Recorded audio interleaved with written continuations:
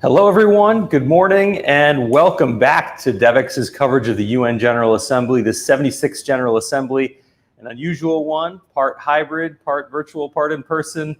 We're here in New York City on the outskirts of all the action and bringing you day 3 of our coverage. A lot to cover this year. Everybody's talking about the vaccine summit that happened yesterday.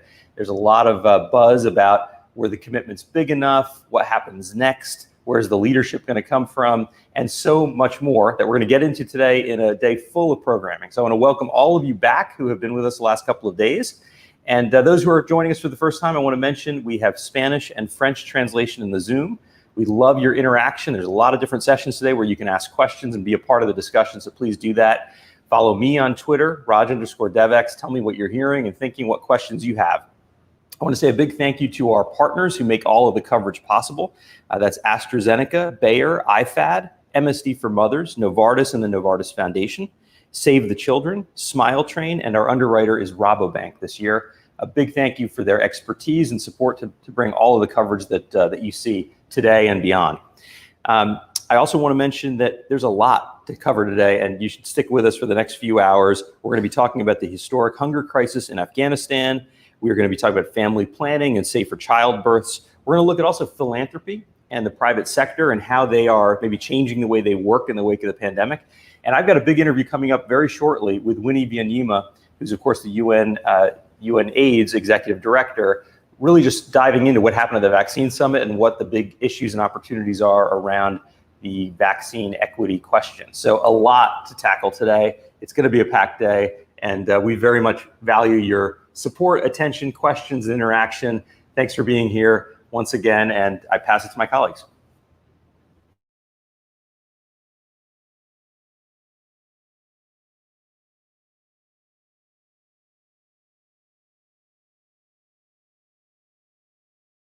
Thank you so much for joining us at Devex at UNGA 76. It's my absolute pleasure to be here. I'm Michael Igo, senior reporter with Devex. I'm really excited for this conversation that we're having this morning with Henrietta Fore, who is, of course, the executive director of Unicef. She's led the agency since 2018. Will be stepping down shortly. So this is, I think, a really fantastic opportunity to hear some parting thoughts, to hear what she's learned along the way, and what she thinks that Unicef ought to be thinking about going forward. Executive Director Fore, thank you so much for being with us today. It's my pleasure. It's great to see you, Michael. And great to see you too. So we're talking on the morning of the UN Food Systems Summit, the first ever. I think this is considered sort of one of the big highlights of the UN General Assembly this year. And I know that food security and nutrition have been major priorities of yours, particularly as we're sort of thinking about this challenge of building back from the pandemic. How would you characterize both the damage that's been done to global food security and nutrition, particularly for children, and what food systems changes do you want to see coming out of this summit as global leaders convene, and in the longer term in this sort of broader building back agenda? So, Michael, it's a very interesting question because it's an important one for the world at large. So UNICEF has issued 2 reports recently that I think are good. One is the Fed to Fail, and one is No Time to Waste. And in both of them, what we are saying is that children around the world are not getting the nutrition that they need to actually grow up with strong bones and bodies and brains. And as a result, we're really letting them down. So what could we as a world do about this? And the food systems themselves are the ones that we could tackle. It's a big issue. It's a complicated one, but it's really important for our world. So I think number one is that we all need to recognize that there's a problem. If 1 out of every 3 children in the world is not fed properly to be able to survive and grow and thrive, then we should do something about it. We are their parents and their friends and their community helpers. So It means that we have to relook at food systems from the time that they are grown to the time that they enter into the bodies of children. And we can help things all along this road. So one is that we really could use help in terms of fragile food systems. This has to do with climate change. We have too much scarcity of water. It makes it difficult to grow many of the crops. And as a result, some of the most nutritious foods are sometimes not affordable. We need to also be sure that we are resilient to all the shocks that our world is giving us. We've seen the fires and the droughts and the floods and everything that happens, and they affect food systems, the delivery within urban settings, the delivery in rural settings, and of course, post-harvest loss. So how do we change that as a world? We have to be aware that it's going on. And then when you get to the consumer, if I'm a family in a poor area, in a lesser developed countries, am I getting an opportunity to have affordable, accessible, nutritious food? Is the food that's on my shelf, has it been processed too much? Is it nutritious in the form that it's in? We can prevent many of these malnourished scenarios, either on wasting and stunting or on obesity, if we look at these food systems and tackle them as a world, tackle them both politically and financially. And let me follow up on that. I think, food systems can seem so daunting because they're complex systems, and it's hard to find out sort of hard to figure out where to start, where to affect change. I mean, UNICEF is a big global brand. You're a visible leader. When you think about using your sort of energy and position in an effective way to bring about systems level change, where do you see the opportunities to do that? Is it with world leaders and sort of top-down policy making? Is it more in through development programs and making nutritious food available and affordable to people? Or is it in behavior change? Where does UNICEF sort of put its energy on this issue? So Michael, you've been following this area, and you know that actually all of those are needed. So we try to put our energy where we think it's needed at the time. So with the Food Systems Summit coming up, that will definitely be the world leaders. And the world leaders need to both acknowledge, but also commit to doing something about our food systems. And we are asking that they double the investments that they are making in food systems. And that's for everyone. That's a minimum of what we need. So that's at the political level, it's at the very high top level. But we also need to involve all of the companies and the individuals who move this food system. So they have to be aware about what they could do to help, because everybody can contribute. And corporations should be able to help in the processing of foods, the acquisition, the quality of the foods that they're buying. Farmers should be able to help in the quality of foods that they are growing and what they are selling and when they are selling it and getting it to market so that it's still fresh and and ready for the consumer. But there's also a very household level. I mean, Michael, I think one of the things that we've learned in COVID-19 is that all of us have gone back and under lockdowns and we're cooking more. So what do we need to know about our own households and the nutrition that we prepare for the children in our households, as well as for the grown-ups in our households? But we particularly focus on children. And so you have to know what is nutritious and that you have the right variety of vegetables and fruits and milk products and protein and cereals so that it builds a nutritious diet. I want to ask you about one sort of top of mind acute situation, which is in part a food security crisis, but also a broader economic and security crisis in Afghanistan. Can you say a bit about what UNICEF is doing in Afghanistan right now? Our understanding is that UN agencies are going to be asked to play a bigger role in the country. Maybe they already are, as sort of the political dynamic shift. And what do you want to see from the international community when it comes to staving off sort of the worst projections of crisis that we're hearing? So UNICEF has been in Afghanistan for 70 years. And so we are clear that we are staying and we are going to be working for the Afghan people.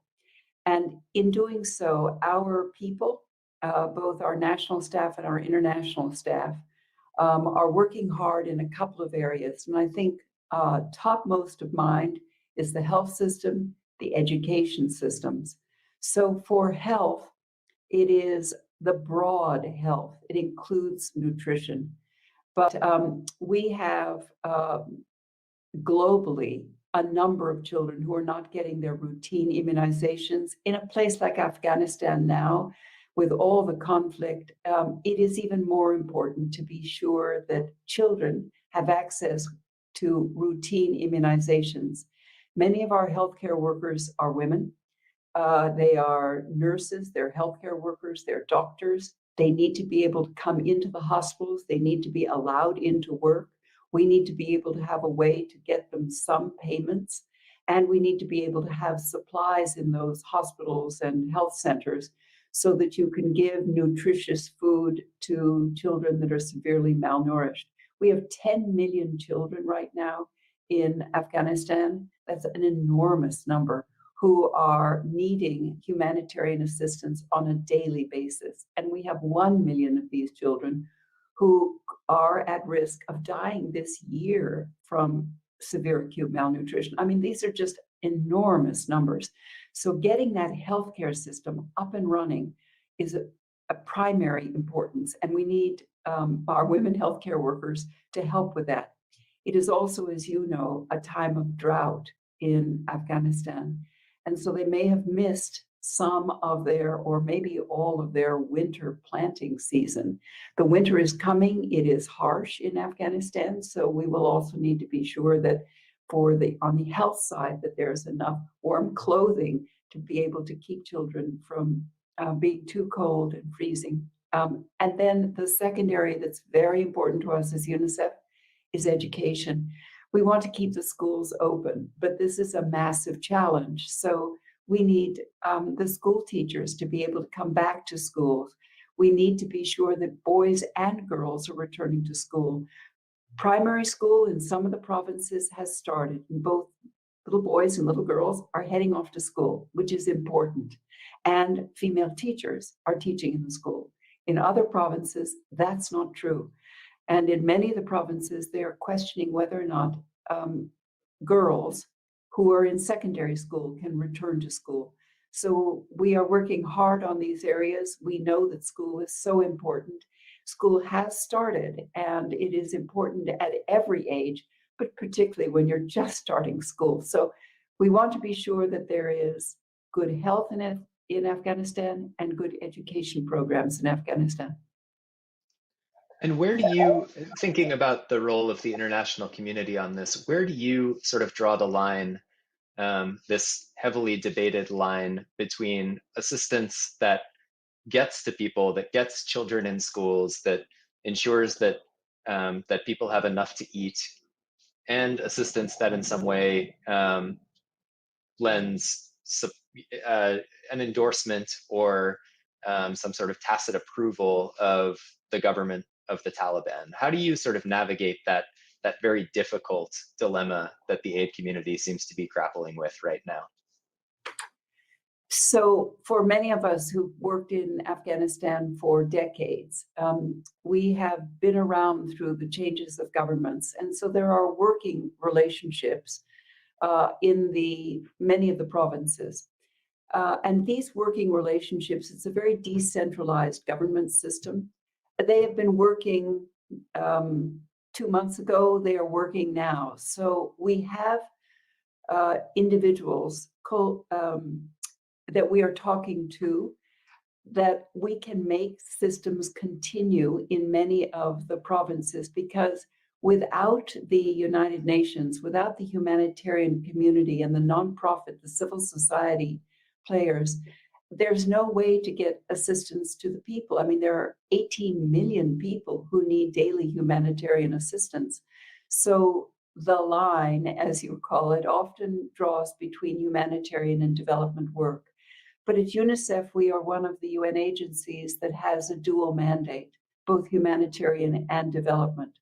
So we know that you need education on the first day, and you need education 5 years later. You need water on the first day, and you need it 5 days later. You need a health system on your first day and 5 days later. So right now we are just doing the lifeline of humanitarian assistance, and the recent donor conference, there are pledges now on the humanitarian side. So our community, I think everyone wants to help save lives. And this is the moment in which Afghanistan and the Afghan people need our help. I think it's remarkable that we've been discussing these enormous challenges and not yet even sort of waded into the waters of ending the COVID-19 pandemic and UNICEF's role there. It really, to me, just drives home how many different fronts organizations like UNICEF are operating on right now. And of course, that the UN General Assembly is having to confront and to deal with. But let's sort of zero in on COVID-19 and the immunization challenge. UNICEF has worked in immunization for decades, and you know what a good vaccination system looks like. But my understanding is that vaccinating children, sort of routine vaccinations for children, is a very different thing than sort of standing up a universal vaccination program for COVID, which is adults and everybody in a given country. So we have this program, COVAX. It's repeatedly sort of scaling back its projections for the number of vaccines that it's going to be able to deliver this year and pushing them into next year. What's your impression? Does the world need a completely new system for delivering vaccines to people in lower income countries when something like a global pandemic emerges? Well, I'm a big believer in building on what you have in the world because it's faster. And what COVID-19 has taught all of us is that we need speed and we need scale. So while the routine immunization system was put in place for children, and particularly for children under 5 to get their vaccinations, it is a useful system since it reaches half of the world's children to build on. And thus, UNICEF's role is that we are procuring vaccines, we are transporting them, we are bringing them into country and working with the ministries of health and the countries for their own readiness. And so that means moving them along the cold chain. We have a good cold chain now that goes even into the rural areas because vaccines do need to be kept at certain temperatures. And with the new COVID vaccines, some of them are even in the ultra cold chain. So we have moved into that system. And we also are training healthcare workers. And this is a very important part, Michael, because, not every vaccine works in the same way, and it does not have the same dosage requirements. So it's very important with all of the vaccines arriving that there's good training for the local healthcare workers. And then you have to have communication to the people. People have to want to get vaccinated. They have to understand why. And with the breakdowns in transportation systems in many of the lesser developed countries, it's been difficult for families to bring their children into the clinics because there's been no way to get there. They used to take a bus, but it's not running. So I think all of that is something that we are trying to adjust to within a country to make sure that there are enough healthcare workers. So many of the healthcare workers who've been doing polio vaccinations, we have transferred them into the COVID vaccine so that they're retraining. We do this with all of our partners. And that's been very important because you can't just stand up a healthcare workforce overnight. And you need to be sure that there's a hygienic way to move vaccines through a country. So do we need a new system? I would improve upon the systems that we have. And I would get all of these systems to work together in a much better way for public and private entities to work together. vaccines were developed by private companies. And so how we look at things like insurance and liabilities is we have to be able as a world to make it simple, to make it quick and straightforward, so that there is enough assurance to a private company to manufacture the vaccines, enough assurance that a government knows that they are safe, and that people, especially in a family, you know that it will be safe for yourselves and for your children. Great. You're shortly stepping away from this role. I'm sure that you have mixed feelings about that, particularly at a time when there is so much need out there. But I wondered if you might share some words of advice to your successor. What have you learned that you would pass on about the role that UNICEF can and should play in tackling these challenges? Well, one is that immediately jumps to mind is to listen to the young people themselves. They're always a step ahead. They're thinking about the future and what they dream about and what they want to do. And one of the things that they are telling us is that they want a modern education and they want to learn some life skills and job skills when they're in secondary school so that they can see life in the future.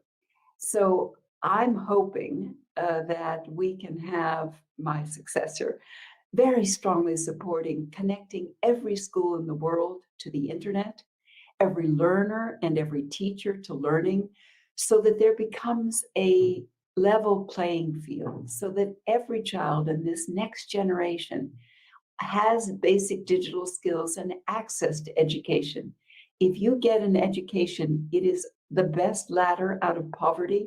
It's a chance to create something in your own communities and in the world to come. So look ahead to what might be and look for innovations that can change how you see the world. I mean, for connecting every school, we're looking at lower satellites and fiber optic cables. We're also looking at artificial intelligence because children with disabilities will need them. But there are lots and lots of innovations around us, new ways to filter water, new ways to create vaccines, new ways to think about protection services and mental health, a big new area for us to learn about, do research, and particularly talk to the young people, see what they're thinking and why they're thinking it and how we can open up opportunities for them. Thank you so much. It's been a pleasure talking to you, Executive Director 4. Wish you and your family all the best, and thanks for joining us today. Thank you, Michael.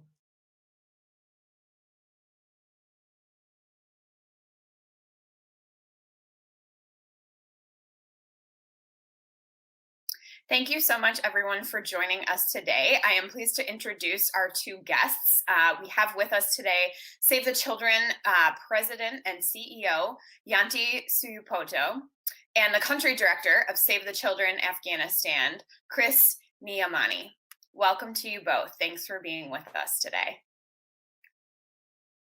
Chris, I want to go right to you and talk a little bit about what you're seeing in Afghanistan. Obviously, all of us have been paying deep attention to what is happening in that country at this moment. Please tell us what's happening from your perspective, what Save the Children has been up to, and how you are seeing this conflict and everything that's been going on affect children specifically.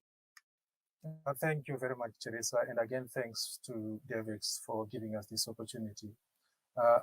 What has happened in Afghanistan, of course, has been difficult. Huge numbers of people have been displaced right now because of the conflict that has happened. As I am in Kabul at this point, it appears that the violence has now subsided and people are beginning to come to terms with the transition that has happened. But again, if you look back to where we are today, Afghanistan was already in a huge humanitarian crisis. We're talking about 14 million people who are struggling to get food, 1 in 2 children under the age of 5 who are malnourished. So the humanitarian indicators were already worse even before this transition happened. And with this transition, we are concerned that the situation is going to get worse and worse in Afghanistan as the economy tanks and the situation becomes even more difficult for the people in Afghanistan. And from your perspective, how is the recent takeover of the Taliban going to affect children in Afghanistan?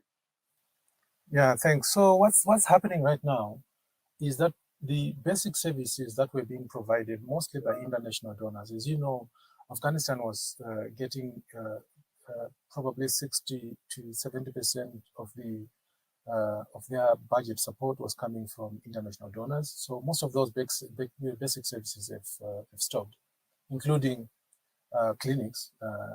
Over 500 clinics across the country are not operational right now. So that is affecting children. These are places where women were giving birth.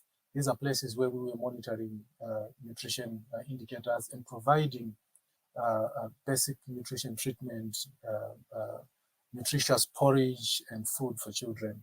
So for sure, we believe if nothing happens in the shortest period, children are going to die. Again, before the Taliban takeover and before COVID, 3.7 million children in Afghanistan were not in school. And now, many more children are not going to school, especially girls, because it's not clarified at this point how the education system is going to work, and teachers are not paid. So the humanitarian situation, the indicators for children are going to be even worse in Afghanistan. Yanti, I want to come to you now. Tell me a little bit about how, as head of Save the Children, you are thinking about what's going on in Afghanistan organizationally, how you are all trying to strategize so that all these problems and the dire situation that Chris just laid out for us, you can be responding to, while also keeping in mind, of course, this is not the only country you work in, and unfortunately, this isn't the only place in the world right now that children are facing dire circumstances. Yeah, thanks, Teresa. Yes, you're right. Save the Children works in 120 countries. We were discussing how Afghanistan is, of course, an extreme situation, but that we have a number of countries currently where a number of these extreme situations are happening all at the same time. We have it in Afghanistan. We see in Myanmar, where we were forced to suspend programs temporarily. Of course, we had Haiti, is a sudden onset disaster, which in any normal times would already be cause for a real effort, a surge, a lot of attention coming towards that, and now we see that it barely actually hits the headlights for a week, and that's not to talk of the many displacement and conflict crises across Africa. We're talking about Tigray. We still have millions of people displaced because of the Syria crisis. And then we have millions of children displaced in the Democratic Republic of Congo. And I could go on for a while. And then we'd be here for an hour, I think. So yes, we do have a ton of crises on the hoof, but Afghanistan has really shot to the top, of course, of the last, I would say, number of months, because of course we've been in country since 1976, and we are firmly committed to stay. But clearly, we have to also deal with the immediate crisis at hand. Our initial and immediate concern, and still is the safety of our staff in country, our partners, the many community volunteers that we work with across the country, the majority of whom are women, which of course concerns us the most. So staff safety, security is up front of our mind. Secondly, the situation around the imploding economy in the banking system. If there is no ability for humanitarian organizations to get access to cash in country, it's going to be difficult to maintain sustainable programming. And then lastly, of course, and since I'm sure Chris can talk a little bit about this, when we're looking to restart our programs, we need to make sure that we can do so on the jointly agreed humanitarian principles. And we would love enough for nothing more than to restart life-saving services for children. But of course, we need to be able to do it so that it's as safe as possible for our staff, but that it also upholds the principles of our humanitarian work. For instance, working with female staff across our many regional offices. Yeah, that's a great point that you brought up one of many just there about access to the funding that you need to do this work. Obviously, there have been outstanding questions about how international funds will be able to reach Afghanistan. We obviously saw the pledging conference last week. Sort of still some outstanding questions about how those funds are actually going to reach people on the ground. Yanti, tell me a little bit about sort of how you guys are thinking about that organizationally. Are you, speaking with governments, advocating for, free flow of cash and making sure that your people on the ground actually do have access to that to carry out the programming? Yeah, that is exactly right. We're looking at possible options. A key element of that, of course, is advocating, particularly with the U.S. government, for humanitarian exemptions, and we've seen this in other countries before, where we've had those general agreements that for humanitarian work exemptions could be made. Broad brush sanctions, in my opinion, tend to hurt the most vulnerable and the poorest of the population, not so much sometimes the people that it's intended to hit. So targeted sanctions tend to be better, particularly if a humanitarian response is happening concurrently. And Chris, back to you now. Tell us a little bit about your situation on the ground. You're coming to us from the UN compound. What has it been like for you, over the past several weeks there on the ground? As Yanti mentioned, obviously, number one priority is safety of staff. What has it felt like for you to be operating there? Obviously, Save the Children's work is really important, and we've been talking about that, but it can't be done without your staff on the ground. So tell us what you're thinking and feeling. Thanks a lot, Teresa. So let me start by saying, just to add to the question about the donor conference last week and why this is important. So winter is coming, and the winter in Afghanistan can be very harsh. We have a month between now and when the winter is going to set in. So it's important that these funds that have been pledged, I think it was heartwarming to see all the solidarity in the UN conference in Geneva. But it's time for that to move now to action, including pre-positioning NFIs. 750,000, over 400,000 children right now left their homes, and they are living under plastic sheeting and sticks, and they don't have access to food. So it's important that we turn around that money into actions on the ground as soon as possible. Now to your second question about staffing situation, one of the reasons why I have remained in Afghanistan is because we are committed to stay and deliver. Last week, we restarted our health programs in Kandahar with both male and female staff and doctors going to provide assistance and monitoring the situation on the ground, collecting nutrition data, especially for children.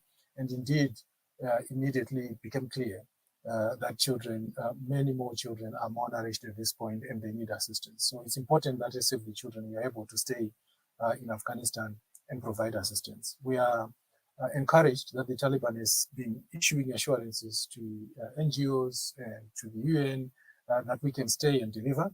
But I think we have to see more action, especially on the sides of freedoms for our female staff. It's important for our female staff to be able to go to the field, because for us to access children, we have to do that together with their mothers. And for us to be able to access mothers, our female staff are key.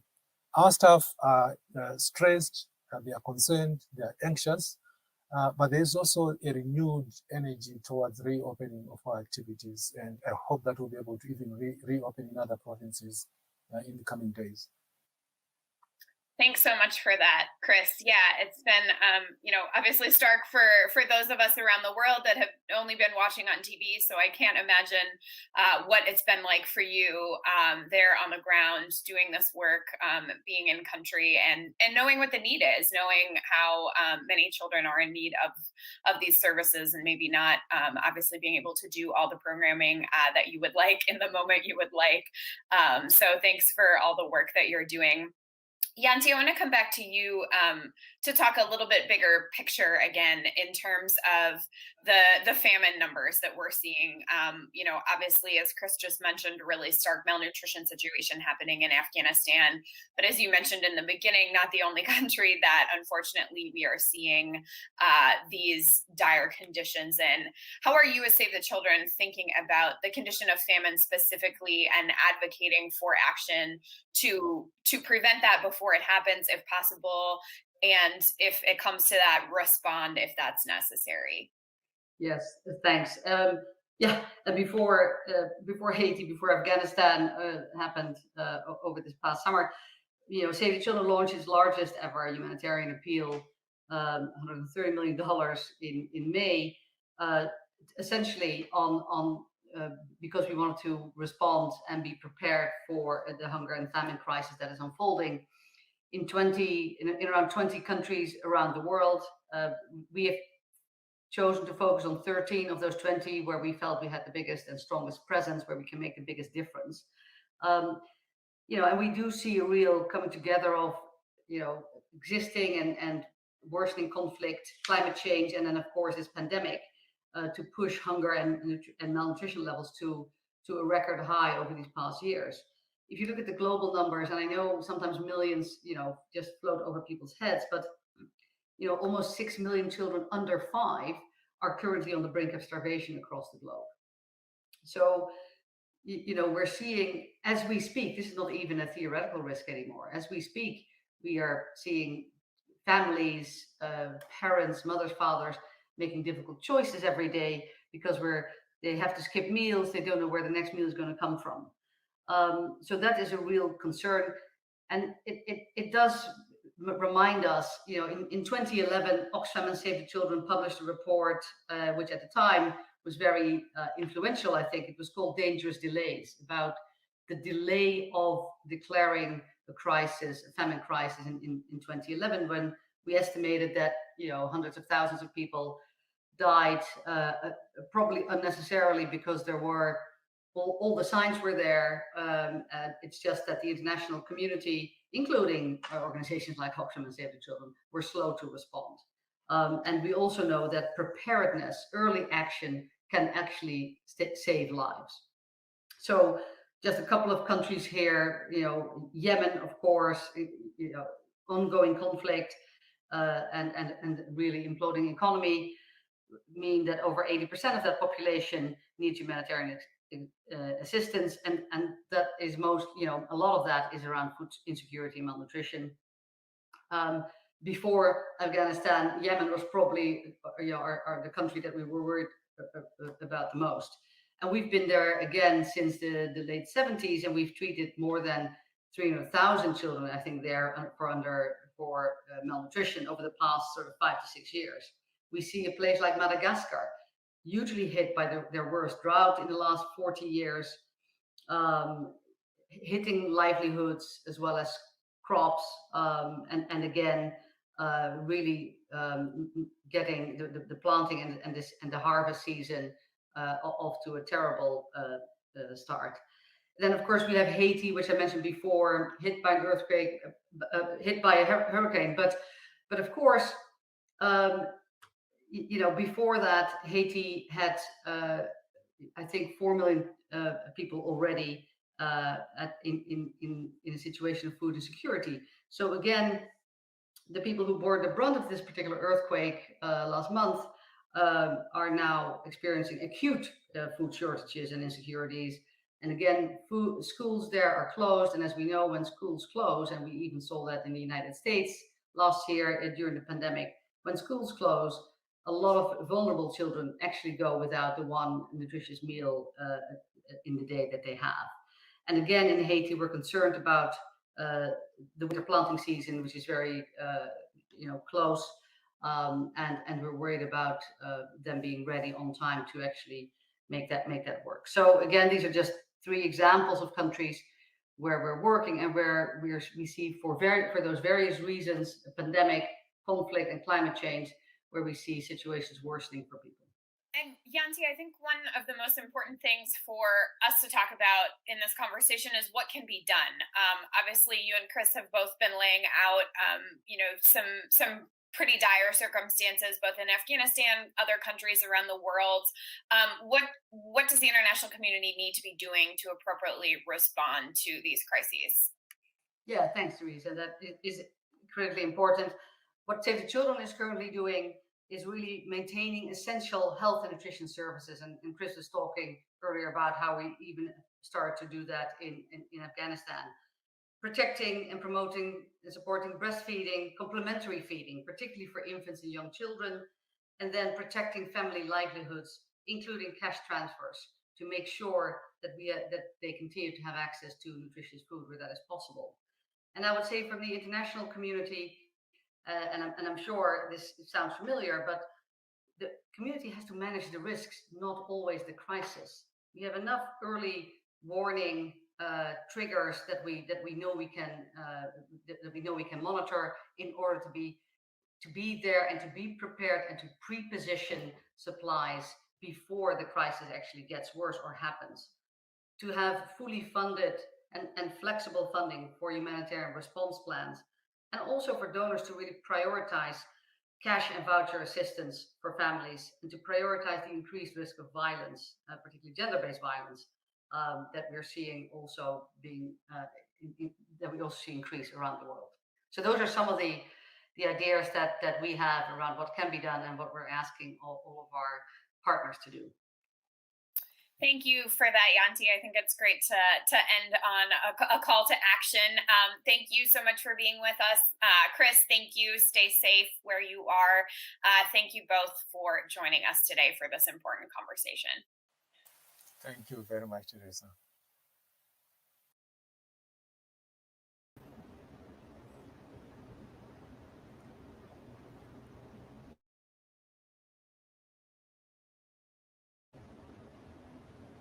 Well, hello and welcome back to our live coverage of the UN General Assembly. We're right here in New York City on the outskirts of the UNGA meetings for one of the highlights of our coverage today, which is I get to sit with Winnie Byanyima in person, actually, after so many times that we've done this by video in the last 18 months or so. And of course, Winnie is the Executive Director of UNAIDS, former Global Chief of Oxfam, and a leader on all things health and development. So first of all, welcome. Nice to see you. Thank you, Raj. It's nice to be face to face again. It is, right? Now we're gonna talk today about COVID, which might sound strange since you lead UNAIDS, but of course you're a global health and development leader, and COVID is the big story of the day, and it affects everything, including the ability to do your work at UNAIDS. Absolutely, it's disrupting the work we do on the ground to fight HIV/AIDS. It is blowing us off our targets, and everyone in the development sector is affected by COVID pandemic. But in our case, we also know so much about fighting a pandemic. We are the global program on HIV/AIDS. We fought a pandemic for 25 years. Yeah. We know what works, and we see mistakes happening. Let's talk about those mistakes. You know, as you assess us at this point in the pandemic, how do you assess the world's response so far? It is disappointing. It's a failure, a failure of moral leadership. Look, you have a global pandemic, you need a global plan. A global problem needs a global plan. Up to now, we have national plans, we have leadership by different leaders giving donations here and there, but there's no global plan to solve this problem. So the first problem is lack of global solidarity, global leadership, to put in place one plan to vaccinate the whole world. We have a success in science, we succeeded to have the science. Right. Governments put down $100 billion to invest in innovation. We got the science, the vaccine, but political leadership to produce enough and distribute equitably isn't there. And what about COVAX? What about the ACT Accelerator? I mean, aren't those the instruments that were set up exactly to make sure the vaccine gets to the lowest income countries? Yes, indeed, they were set up for that, but it is too little and it doesn't address the real problem. The real problem is that there's now one vaccine that's needed by the whole world. There's a huge demand, global demand, and there's short supply. The governments of rich countries have allowed a handful of pharmaceutical companies to decide how much is produced, who is allowed to buy, and at what price. And it is just a handful of rich people deciding for the world whose life will be saved and who won't be saved. So they've decided to maximize profits and to let people die. And the governments of their rich countries are not reining them in, are not calling them in and leveraging the money they invested, taxpayers' money, to get them to share the technology. Indeed, you mentioned Act Accelerator. Yeah. There is something also called the CTAP, COVID Technology Access Pool, where they're supposed to put their technology, have it licensed out to every region. Right. But they're not using it. They're holding on to monopolizing the knowledge and producing only what they can produce. And now we have, I think I was with the president of Spain, he said 75% of his people are vaccinated. In my country, it's less than 2%. Of Uganda. Yeah. That is the inequity there. Right. So, and that means our countries are in lockdowns all the time, in and out of lockdowns. Whenever it surges, they lock down. So economies are sinking. Right. Oh, there's so many after effects. But there's a big Yeah. debate about this point you're making, right? So some people are in your camp. I think we reported yesterday, Tom Frieden's comments, former CDC director, agrees that, there's sort of a myth that supply isn't the issue. There's going to be a glut of supply. But there are others who disagree. And in fact, say that there are doses going, but they're going too late, unpredictably, with like close to the expiration date. That's what World Bank President David Malpass has said. We don't have a predictable, look at the supply when it's arriving. And so countries say, we just got 3 days notice and there's a lot of doses coming. We're not ready to receive it. Is the problem more supply, or is the problem more the distribution, the cold chain, the trained healthcare workers, the health systems in the countries? How do you see that dynamic? The big problem today is that the supply does not meet the demand. And everything else that people are saying is, especially pharmaceutical companies, is to skirt around that question. The supply is too low. And the approach to the supply is not to increase by licensing more companies to produce. We just keep being told that there will be more donations of excess doses, or that some rich countries will buy some more doses.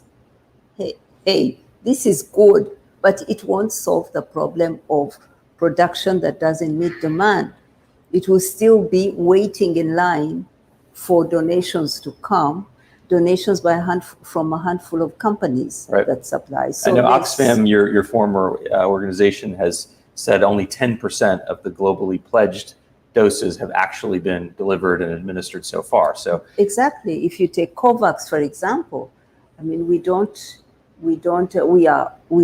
COVAX. It was an initiative to help developing countries access the vaccine at low cost and to get support from grants as well.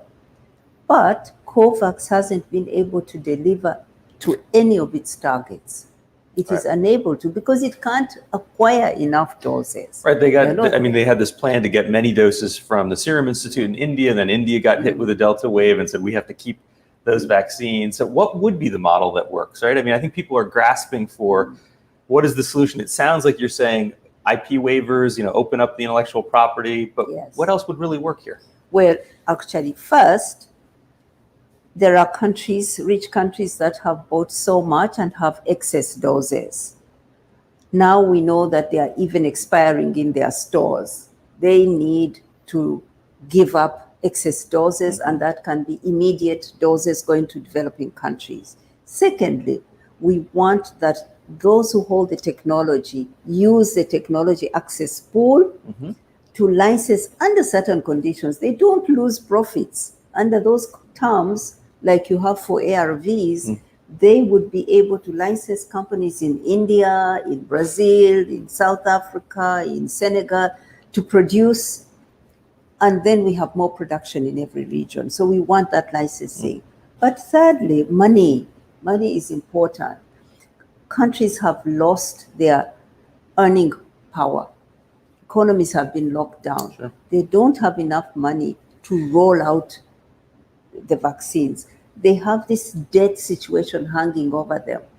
You know, the debt relief that was granted was so small, it's just enough to help them pay the debt repayment, but it leaves them in a situation where they don't have more to plow into the COVID problem, the health system. The SDRs, Right. that the African share is $22 billion. That is just enough to help the countries to manage their debt situation. It doesn't, again, leave them in a situation where they are able to have the fiscal space to rise out of this problem.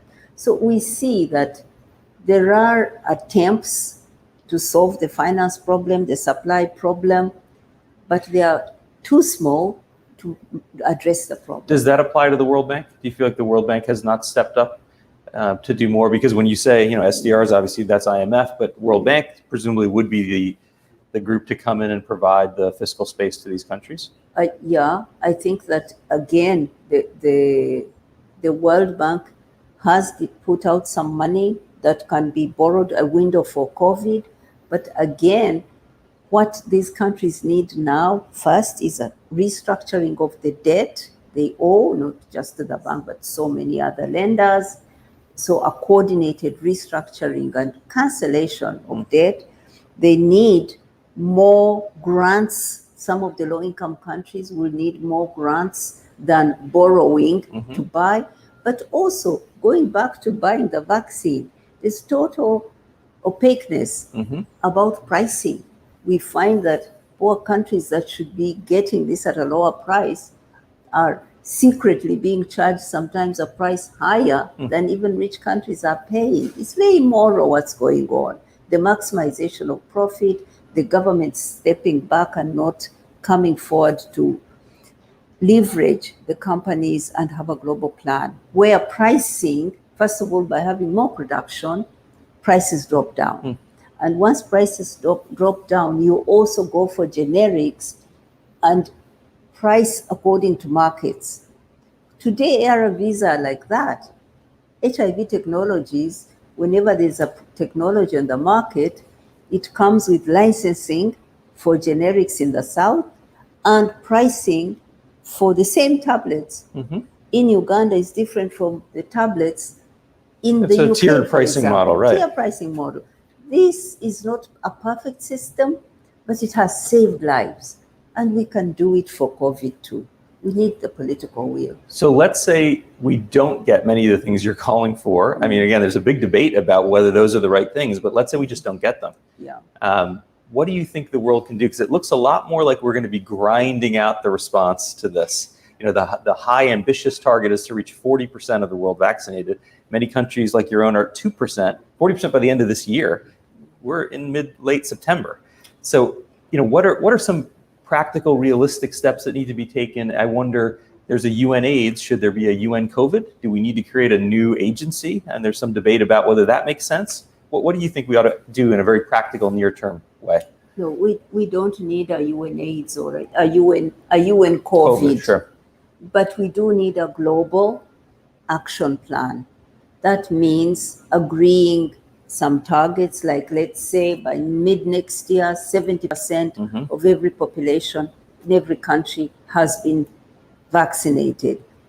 To do that, we need production of this amount. So let's have licensing in so many regions so that there's production there. Let's put money into building capacity for R&D and manufacturing of medicines in every region. So by the time we get a next pandemic, there's capacity to produce for every region. These are things that don't need a new agency, but that need a multilateral system that works. Countries, leaders believing in one approach and buying in and putting the investments there. It does not need a new institution. We have our WHO, we have the World Trade Organization. We need the intellectual property waiver. that is essential for different regions to produce for themselves. You know, one of the rebuttals to that is even if there was a waiver, many countries, for example, maybe your own or in sub-Saharan Africa, wouldn't be ready to build the mRNA technology, the labs, the factories quickly enough to matter for this pandemic. What's your response to that? That argument, I'm sorry to say, Raj, it is racist and it is patronizing and it is not supported by the evidence. India is the pharmacy of the whole world.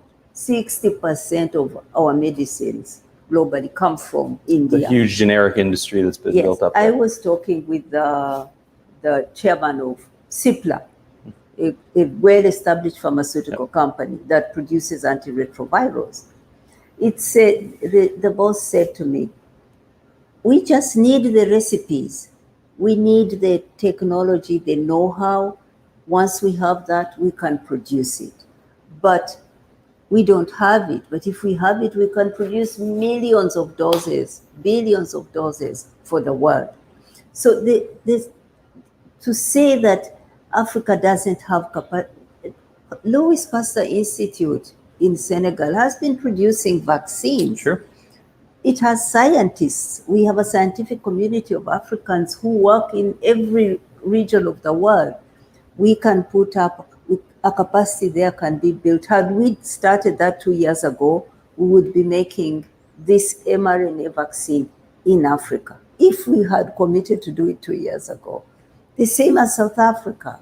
There's Aspen Institute now going to do fill and finish for Pfizer. But the capacity to have the technology and actually produce is also there. So I find this quite racist. It was said many times with the HIV, antiretrovirals, capacity won't be there. They will never be. They even said those people are not going to be able to take a tablet every day for the rest of their lives. They are going to build resistance, so maybe we shouldn't give it to them. I find these arguments unfortunate. Scientific capacity is there in Latin America, in Asia, in Africa. It's a matter of sharing the technology, removing the intellectual property rules temporarily to allow different countries to produce. We just have a few moments left, but I want to ask you, because you're here in New York, not common, not everybody's been traveling back, but you're here and you're getting to interface face-to-face with many of the world leaders and diplomats. What do you think is the kind of tone in the room? How would you describe how people are feeling about the global COVID response as you're meeting with officials from different countries and different agencies here at the UN? Well, I see two feelings. One, many people welcomed very much President Biden's summit and his commitment to lift their donations to 1.1 billion. So there was like a ray of, well, this could be the beginning of finding a global plan and ensuring every country has access to the vaccines. Fine, a ray of hope. But on the other hand, I see some despondency that multilateralism has failed, that every country is on their own and no country can solve this on their own, that the system doesn't work. And we are in a global crisis. It's not the only one. There's a climate crisis. There are other crises, and we are unable to come together as a world and solve them. So that sense of despair, I sense it too. Right. But I also see some hope that, well, maybe this is the beginning of the global solution. Yeah, I find the same thing, that people throughout this General Assembly are kind of feeling two-minded about this and thinking of Secretary Guterres' term, Secretary General Guterres saying we're at the edge of the abyss, right? This is the moment when hopefully the world will stand up. Well, I must say it's been fantastic to get to talk to you. You are always so outspoken, which is something we really appreciate. Thank you for spending some time with us today and for all you're doing at UNAIDS. Yes, I hope the leaders who came here will listen and respond to the call by Secretary General Guterres. He spoke strong and he called on them to come round and to the table. And I hope they will. Thank you. Thank you.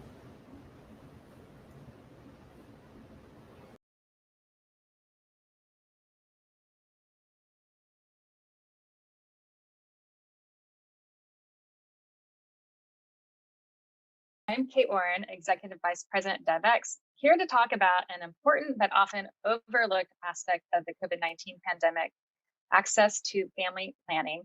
I have no better expert to speak on this topic than Bayer Pharmaceuticals Global Head of Market Access, Public Affairs, and Sustainability, Dr. Klaus Runge. Klaus, thank you so much for joining us today. Thank you, Kate.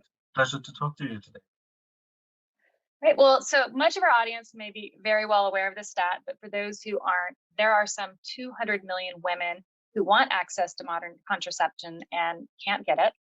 This is an issue you at Bayer have been at the forefront of combating, even committing to help provide an access to contraception to 100 million in lower and middle income countries by 2030. So half of that gap. Both of those are pretty staggering numbers. But from your perspective, Klaus, why is family planning so essential, particularly in low and middle income countries? And what impact has this pandemic had on access to services? Yeah, so thank you for the question. And let me start by addressing the topic of family planning to start off with before we get to the pandemic and its consequences. So gender inequality remains high, and teenage pregnancy and maternal death are serious health concerns, especially in low and middle income countries. And in fact, the United Nations estimate that by expanding access to family planning services, tens of thousands of lives could be saved every year. And family planning is not only a human right, it is also central to women's empowerment. It is helpful in reducing poverty, protecting maternal and child health, and driving economic development. And by this, it can help achieve the sustainability goals that we all have on mind and on the agenda. So, as you rightfully said, more than 200 million women in developing regions who would like to avoid pregnancy are not using safe and effective family planning methods. And the reasons for that are very diverse and multiple. So, it includes lack of access to information or to services, or lack of support from their partners or their communities. So, and if you shed a light on it from an economic perspective, family planning and every investment in family planning is a highly effective means of development aid. So the Copenhagen Consensus Center, for example, estimated that every dollar invested in family planning activities will generate long-term benefits worth $120. So that's significant. So that is, let's say, the general framework that we're working on and dealing with in the area of family planning. Now, the question is, what has COVID-19, what has the pandemic done in this situation, in this context? And I think it's fair to say that the pandemic has even exacerbated existing inequalities between women and men in many societies on this globe. In particular, we feel that especially women, and in particular those who are marginalized and poor, face greater difficulties protecting themselves from transmission due to lack of information, resources, access to quality health and social services than prior to the pandemic. And I think the rights of these women need to be at the forefront of our thinking, and to really be able to help community cope with the situation. We have to make sure that they don't fall back into old patterns where they resort into negative mechanisms, such as child, early and forced marriages. We've also seen rising, skyrocketing, sometimes even levels of domestic violence. And I think that the denial of women and young girls' health, rights, and socioeconomic prospects should not be left unaddressed, so to say. So in some cases, we've seen that policymakers have even considered the provision of contraception services to be non-essential during the pandemic. In other words, service providers, hospitals have stopped offering these means to women in order to be able to shift more resources and services to the fight of the pandemic. So that has led to an acceleration of the problem, with many women not gaining access to family planning services any longer.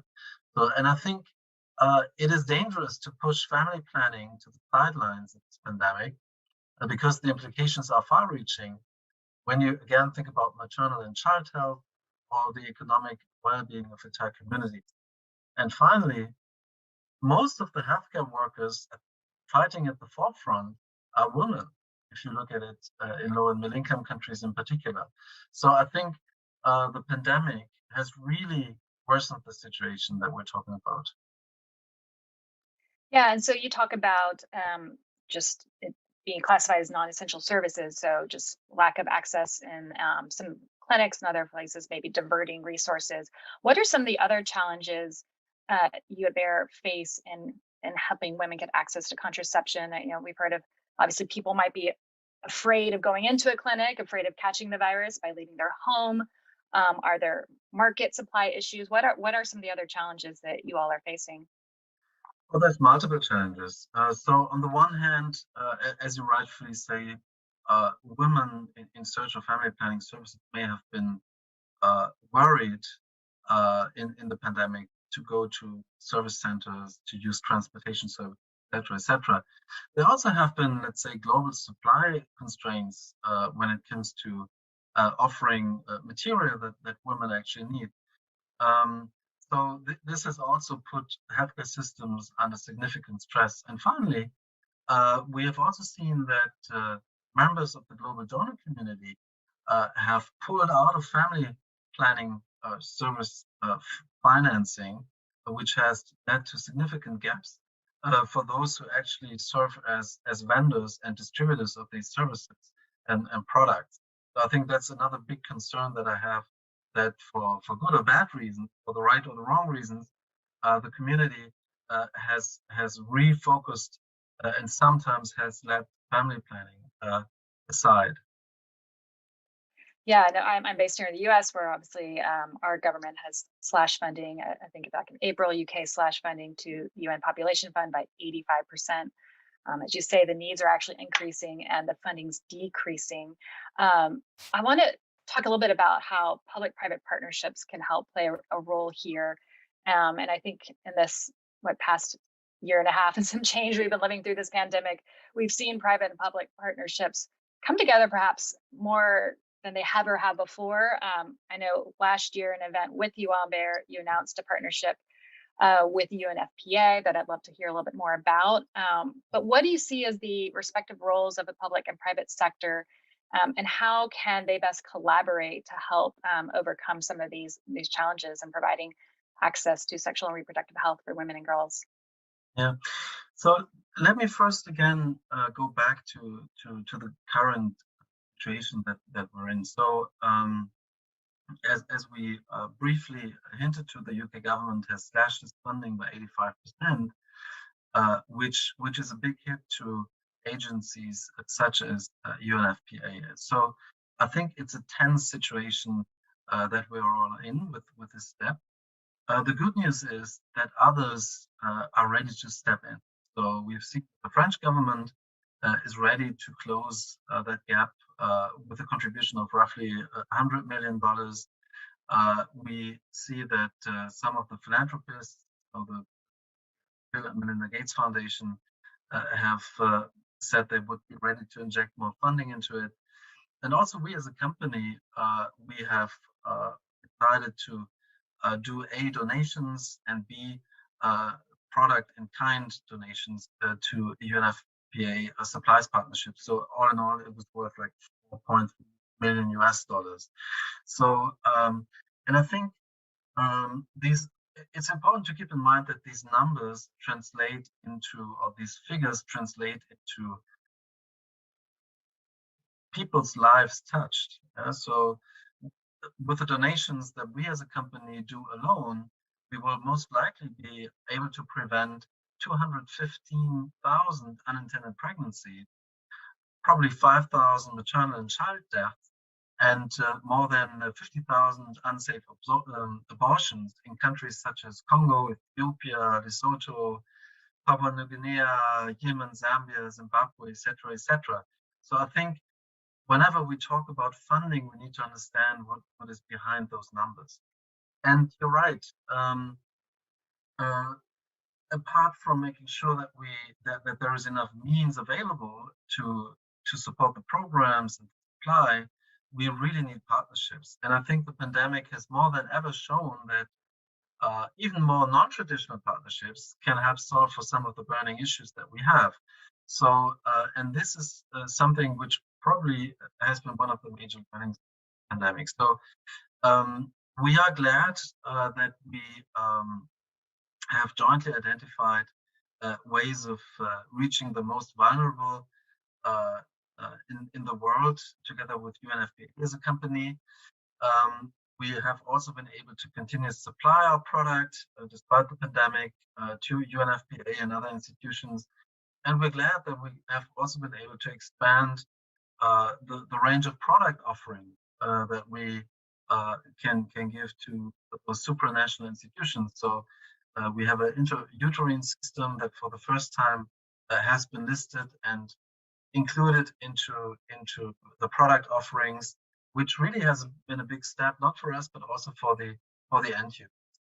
So in other words, we look forward to continued great partnership with UNFPA and others to support women in low-income countries with the family planning options they need, and thereby increase gender equality. Yeah, great. And, so as I mentioned earlier when we first started, you have committed to help provide access to contraception to 100 million women in lower middle income countries by 2030. I'm sure that is a commitment that's becoming even more challenging to reach. But how are you going to reach this goal and kind of keep that high target? And as we are, rapidly racing towards 2030. Yeah. So first of all, I think modern contraception needs to be affordable, needs to be accessible and affordable. So together with our partners, we can work on the accessibility of our product, the availability in terms of supply, and we've really done our homework in this regard. We have upgraded our core production facility, Turku in Finland, with an investment of roughly $300 million, so that we really make sure we can increase the output and really make sure that there is sufficient supply to gradually come to the number of 100 million women that we want to have gaining access to services and products. So that is one step. The other one is really affordability. I mentioned that briefly. We also have introduced different pricing mechanisms worldwide so that we can make sure that people in poorer countries will have to pay a way lower price for the products that we offer than, let's say, industry nations. So that is another point. So the way we price our products and the way we make sure that supply is sufficient to reach those in need. There is other elements that we are working on. We all need to jointly work on social norms, on the revision of some of the gender stereotypes, because they can also represent major hurdles to family planning. The other part I want to refer to is capacity building. And that is something where we try to work with partners to help develop knowledge, skills, structures, systems, leaderships in the markets, in the countries that are in scope of the 100 million changes. So there's many challenges that we face, but again, I think I do firmly believe that through partnerships we will be able to overcome some of those significant barriers and to reach more women. Great, thank you. Well, we look forward to continuing to cover the good work that you are doing and others are doing on this important topic. But thank you for taking a few minutes to share with us today about your experience. Thank you very much. The last thing I would like to refer to is the challenge initiative that we haven't touched upon during this discussion. It really is a great global initiative which is spearheaded by the Johns Hopkins University. And we've heavily invested into this program as a capacity building program to make sure that the help communities need, especially in informal settlements, is really granted to them. It has already supported access to family planning for over 1 million women in East and West Africa, India, and Philippines, and it continues to grow. And we're committed to support the Johns Hopkins University with this project over the next few years. So with this, thank you for the opportunity to talk to you, and Great. yeah, have a great day. Thank you. All right. Thank you.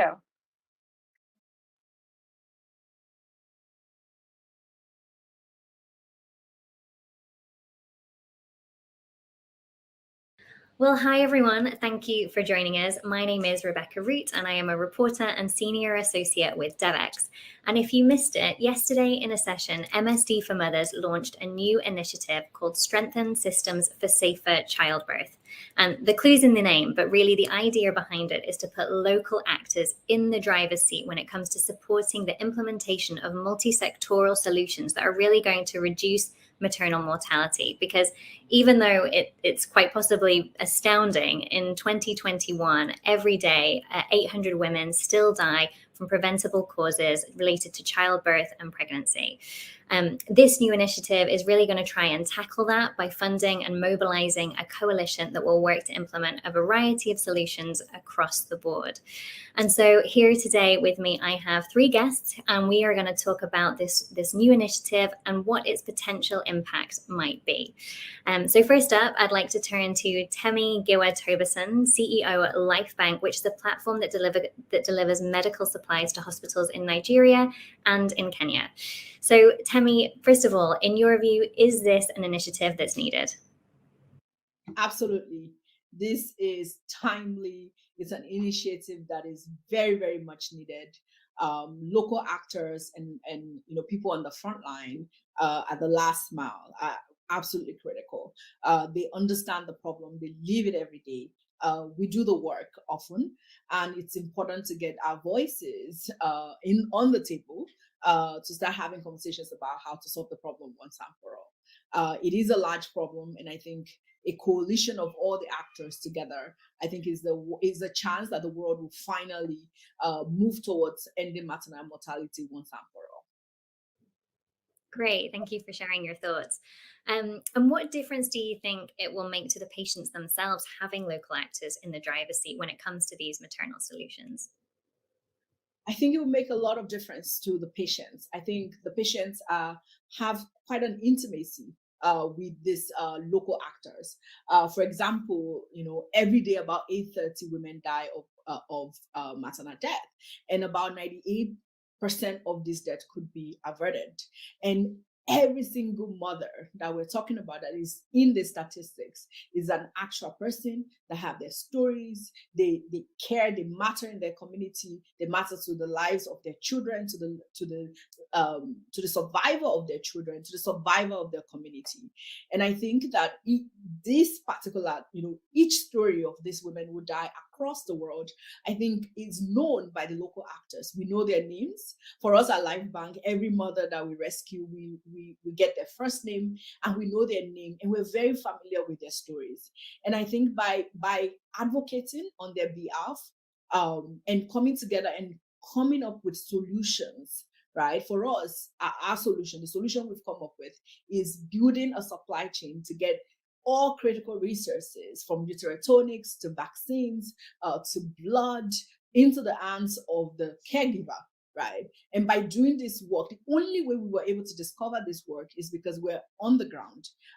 We're doing the work on the ground, and we have such intimacy with the patients. And if we're able to save their lives, if we're able to build a system that will save their lives, I think it will really matter to them, to their families, and to their countries and their communities. Mm-hmm. Yeah, absolutely. But historically, when you've been doing the work that you do, what have been those big barriers or challenges that you've faced? And how do you see an initiative like Strengthen Systems for Safer Childbirth coming in to help break some of those down? Right. I think that, you can only fund what you view, right? What you can see, right? And I think when we look at public health, global health generally, and the way we sort of like apply resources to certain problems, solutions and to certain solvers, right? Certain innovators, right? And I think the way we sort of like apply resources is based on what we know, right? It's based on people who have access to offices, people who have access directly to people with power. By breaking down those barriers, by prioritizing the voices of people at the last mile, by prioritizing the voices and the work, right? So it's not just voices, right? We're not here to just talk, right? We're here to rescue women and to do the work. By prioritizing the work that people at the last mile are doing, I think we have a big chance to solve that problem once and for all. And by prioritizing their work, resources will follow that, right? And I think this is the one chance we have once and for all to sustainably, right? To sustainably solve this problem. For us, that is very key. And I think this plan, this new strategy, this new opportunity that is being, empowered by Merck for Mothers, I think has a very great chance of solving and reducing maternal mortality significantly. Great, Tammy. Thanks so much for weighing in. Next up, Craig Kennedy, I want to come to you. You're Senior Vice President of Supply Chain Management at Merck. And we've just talked there from a local perspective. I want to ask you where you see this initiative fitting in at that broader, wider health system level. Yeah, thanks, Rebecca. And thanks very much for having me on the conversation today. So, it's very important to note, as Temi said, that it takes a multifunction system to deliver quality care to people. And many of those functions are served by the private sector, many of them by the public sector. So getting essential commodities to that last mile, essentially to the patient, has been a long-standing challenge, particularly in the low and middle income settings. And this is a challenge the private sector have responded to over the years. There are plenty of examples, including third-party logistics providers. So across the healthcare system, private organizations are also playing a critical role in areas such as data and information management, which is essential to ensure responsive operations and ultimately to address the needs of the healthcare user. So this initiative really gives us a chance to integrate all of the parts of the healthcare system in a way that actually brings the quality care to the patient that they need. And so do you see local private sector actors really contributing to that overall function of the system? Yes, absolutely. There are plenty of examples even out there today. And in fact, I would say it's essential for that to be the case for the future. We take for granted often what the last mile takes to get quality care to a patient. And we don't necessarily see all the players that are in the system today that really are doing that for patients as it is already. So an initiative like this really is aimed at making sure all of those pieces can play together, and specifically those places where private sector has the capability, but isn't necessarily as well aligned or well scaled to be able to meet the challenges that actually do exist. It's essential to make this work. Great, thank you. And then thinking about the types of investment opportunities that are going to come through this initiative, what difference do you see those making to companies who are really looking to get products to the last mile? So, the investment opportunities that are being made available really help them to organize and scale, really get their processes and systems up to a place where they can actually serve the large quantity of patients which are out there. So the access to these kinds of investments are essential for small, medium, private sector companies to be able to take the services that they do really well, to do the integration in a way that is actually efficient, and to be able to do it at scale in a reliable fashion. So this is really a supercharging of their abilities. Great. And what would your message be to the maternal health community in general? How can they support this initiative, take part, get involved? So the MSD for Mothers team and the partners that we have under the Strengthening Health Systems for Safer Childbirth are seeking expressions of interest right now from organizations with roots in sub-Saharan Africa or Southeast Asia that will work in coalition with local partners across sectors, government, private and or even civil society, to implement and evaluate evidence-informed solutions. that will result in a measurable and sustainable reduction in maternal deaths, and therefore, by extension, stillbirths and newborn deaths in specific geographic areas. So what I would say is take advantage of those expressions of interest now and really lean into the fact that it takes a whole system to make this work for patients. And this is the opportunity to get your part contributed now. Great, thank you so much. And finally, Leslie Bierman-Lam, I'm coming to you. You're the Asia Development Bank's representative in the North American office, and ADB is one of the partners collaborating with MSD for Mothers on this initiative. Can you tell us why ADB felt that this was really an important move to make? Yeah, certainly. Thank you, Rebecca. I think from our perspective, what we're excited about is the interest and the emphasis on the providing private sector solutions in the healthcare, maternal healthcare area. I mean, I think we all understand the gaps that exist, and ADB feels very strongly we are pivoting much more in our strategy 2030 towards providing private sector solutions to these market gaps. And we have a unique ability to work with governments. And in many ways, these initiatives depend on a partnership between the government and the private sector. And we're really looking forward to working with MSD for Mothers to find innovative solutions to not only identify, but also implement private sector solutions that will incentivize innovators and private sector providers to come to the market and help the government in providing these maternal health care services to our citizens. Great, thank you. And one thing that we do know is that there is a massive financial gap when it comes to maternal care. How do you see this initiative really helping in the geographies where ADB works? Yeah, I mean, that's always the issue, right? These are, I mean, when you look at a multilateral development bank and what we bring to the table, we're not just bringing financing. We can't operate, and we're not authorized basically to operate in markets where markets are functioning, where money is available. So our role is to bring additionality. So our role is to bring to the market financing that's not currently available, on terms that may not be available, typically longer term financing, and provide a demonstration effect to the private sector that these are sustainable investments that have, commercial viability.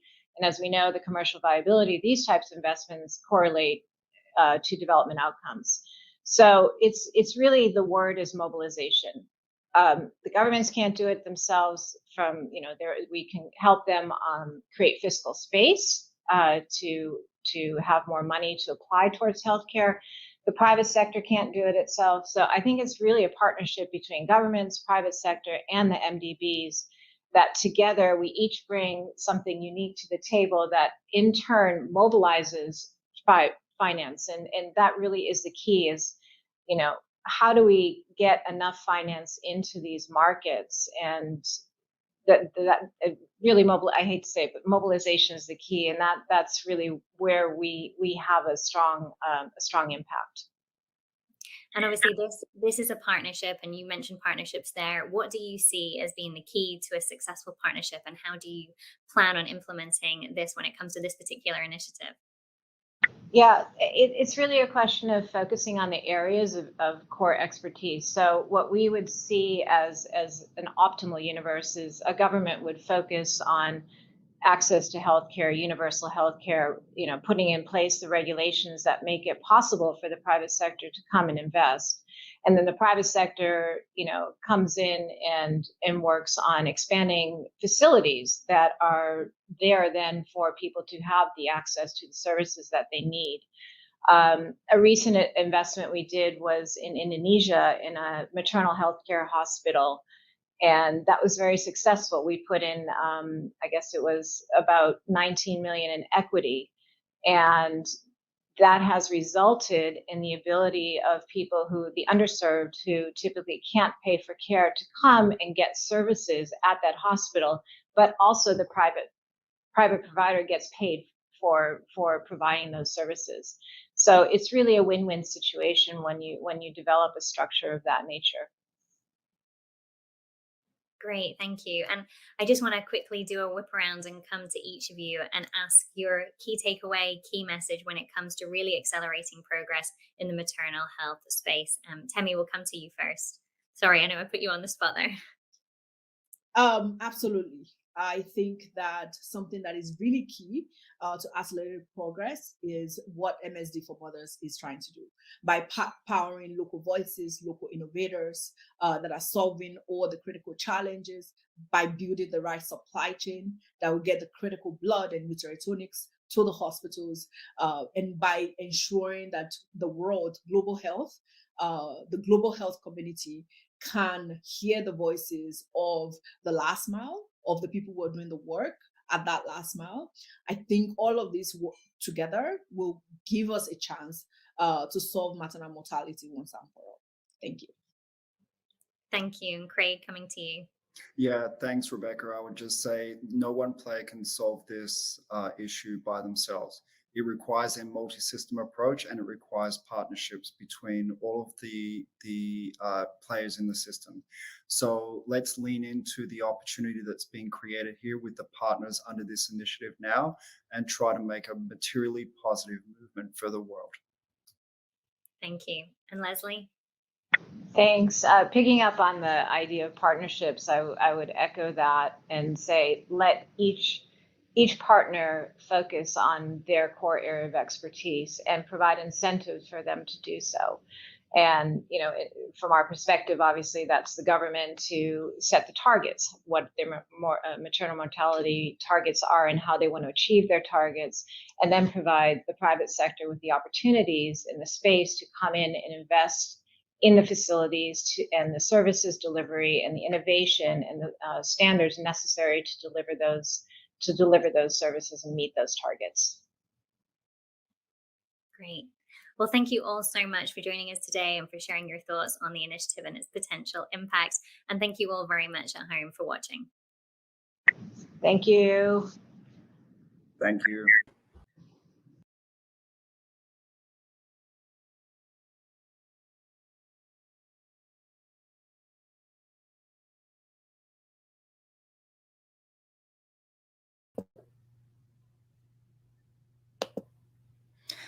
Hi, hello and welcome to this Devex UNGA 76 event. My name is Stephanie Beasley. I'm the Senior Reporter on Global Philanthropy at Devex, and I will be your moderator for this discussion on the impact the pandemic and other issues have had on the philanthropy sector this year.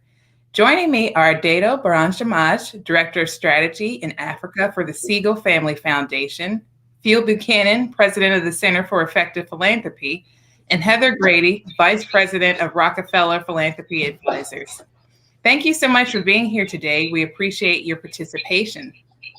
So our time is short, and I'm going to dive right in. COVID has changed so much about our work lives, our home lives, our economies, our healthcare systems, our communities, and how many of us view the world. I want to start by asking each of you, how has and how should the pandemic change philanthropy? And I'll start with you, Phil. Yeah, well, thank you for having me here, Stephanie, and great to be with Heather and Dado. And I will speak in particular to what I know best, which is sort of institutional philanthropy in the US, by which I mean foundations. And what I think we saw change was a lot of default behaviors on the part of foundations that got rethought in this time of incredible need and crisis. Specifically, we saw much more in the way of unrestricted funding, because if ever it was a moment where it's evident that nonprofits needed flexibility, this was it.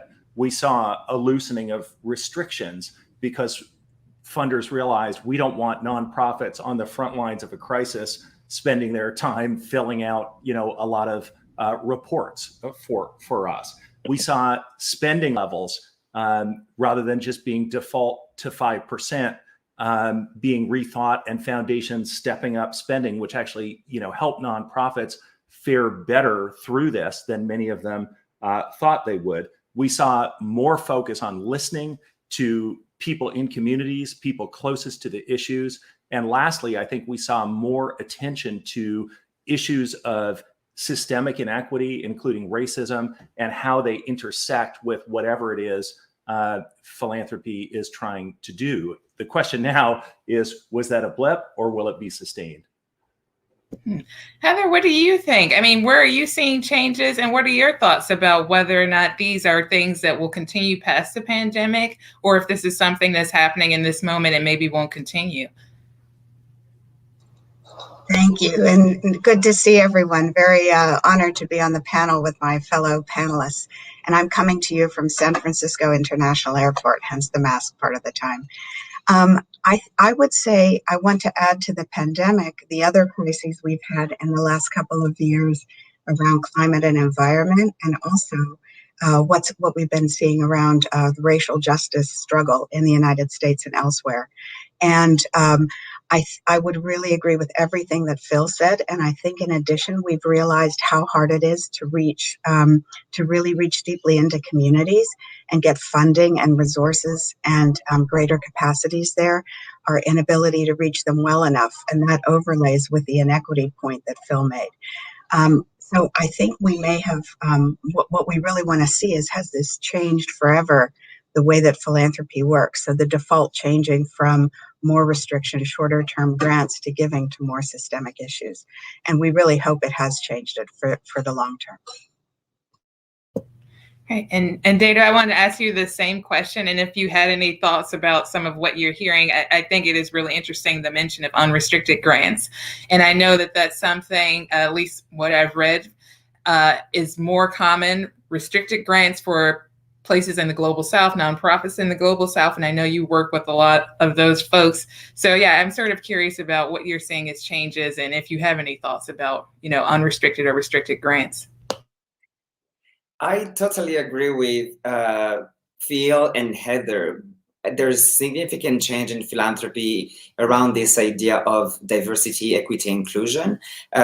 There's so many things that have changed over the last 2 years. We're seeing more of community level and led giving, where communities are really harnessing the power of technology to think about ways to continue to extend humanity. And this is incredibly attractive for young people who are a little bit disillusioned, but also thinking about what are the other ways to respond than always channeling money through larger institutions who oftentimes take a little bit more time.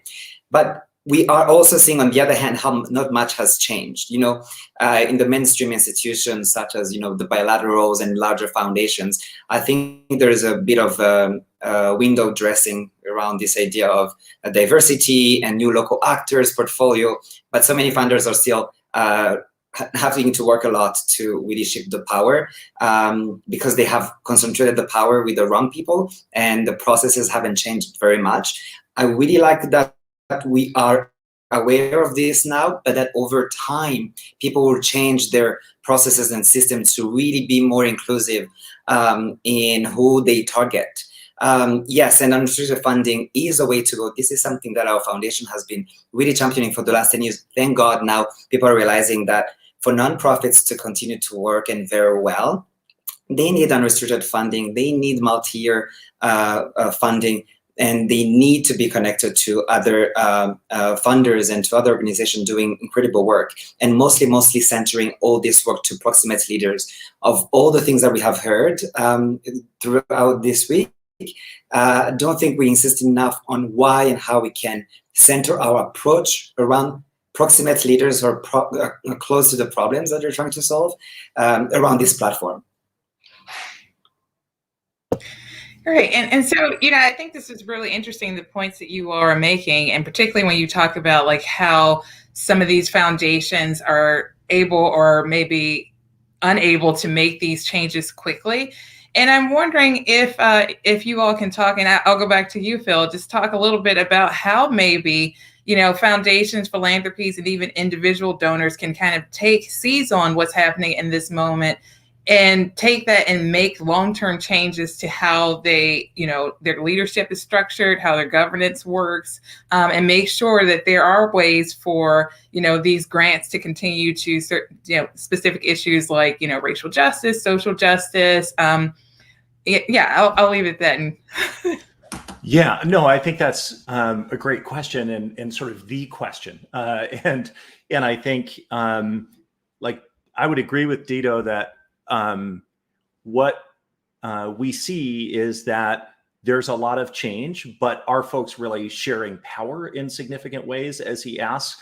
Don't see necessarily evidence of that. Are the boards of foundations and who's on those boards changing meaningfully such that there is more, as he would put it, sort of proximate expertise and knowledge on those boards? I can't say that we've seen that. But in these other areas that I mentioned, I think there is evidence of some positive change that will last. And I think it's rooted in just the fact that we all saw nonprofits step up, in such dramatic ways. And we saw some of the kind of default sort of business frameworky analogies of the last couple of decades kind of blow up amid the realization that, for example, sometimes for a nonprofit, smallness is an asset, because smallness is community connection and trust and community rootedness. So it's not always about scale. We saw the degree to which top-down sort of consultant-driven solutions don't work in a time when the knowledge is in community and closest to the issues. So I'm maybe a little bit more optimistic that we're now beginning a path. I mean, I've been doing this job for 20 years, and people say, like, why haven't some of these things changed? What's it going to take to get these things to change? Well, maybe the answer is a global pandemic and a massive, reckoning on inequity is what it's going to take. And I hope that we can build on this and push from the things that I'm describing to the even more fundamental shifts that Dito is calling for. And I'm curious, and I want to ask you all each about this, because as you're talking, I'm just thinking about, one of the huge stories over the past year during this pandemic has been about Mackenzie Scott, billionaire philanthropist Mackenzie Scott, and her giving. She's given more than $8 billion in unrestricted grants to organizations around the world, many of them small and who she considers to have been overlooked. And so, when we get back to this question of restricted and unrestricted grants and what you're able to do with that, I actually read, I think it was a piece posted by the Center for Effective Philanthropy recently saying that, one of the benefits of her style is that it can build upon some of the work that was already done within these foundations. So that if you have this combination of someone like a Mackenzie Scott with, some of the work that foundations have already done with restricted grants, then maybe you can have a sustainable ecosystem. So I'm kind of curious, and I'll start back with you, Dito, to ask what you think, one, about, Mackenzie Scott's style of giving, what the impact could be, and maybe how this can work to maybe form this newer idea or new direction for philanthropy moving forward from the pandemic. Oh, that's a really good question. And I'm going to try to be to approach this diplomatically. What Mackenzie Scott did is not a new model. It's very radical, it's pragmatic, it uses lots of common sense in how one organization can speed up the process of creating positive impact. And there has been tons of organizations that are doing that kind of work. But we have to really, really give it up to her for really pushing other billionaires to be bold, and especially in a moment like this. And to me, it's a remarkable how we have lowered the expectation for funders. We expect them to act like villains, because they often do. We have Anand Girdaras, who's speaking at our Future Summit in October, and expect him to excoriate organizations such as Single Family Foundation and our sector, rightfully so. But I think this is a future where philanthropy has to be held accountable on how we give and how we think change happens. And kudos to Mackenzie Scott for all the work that she's doing right now. It's the future. Great. Heather, do you have any thoughts about Mackenzie Scott and her impact, and also just about, the conversation still about restricted and unrestricted grants? Yes, thanks. about her giving in particular, I think the key thing there is trust. She did not require her own institutional, her institution or her framework to redo the work that so many other funders have done already. So it was really trust-based giving, and she relied on the due diligence others had done. Secondly, just going back to some of the points that Phil was making earlier, I think there have been 3 changes that we've seen, and I really hope they last. The first one is funders working much more collaboratively. I think we see many more funders joining together because whether it's the pandemic or climate challenges or racial justice, none of these are problems that any one funder will solve. So we see many more funder collaboratives.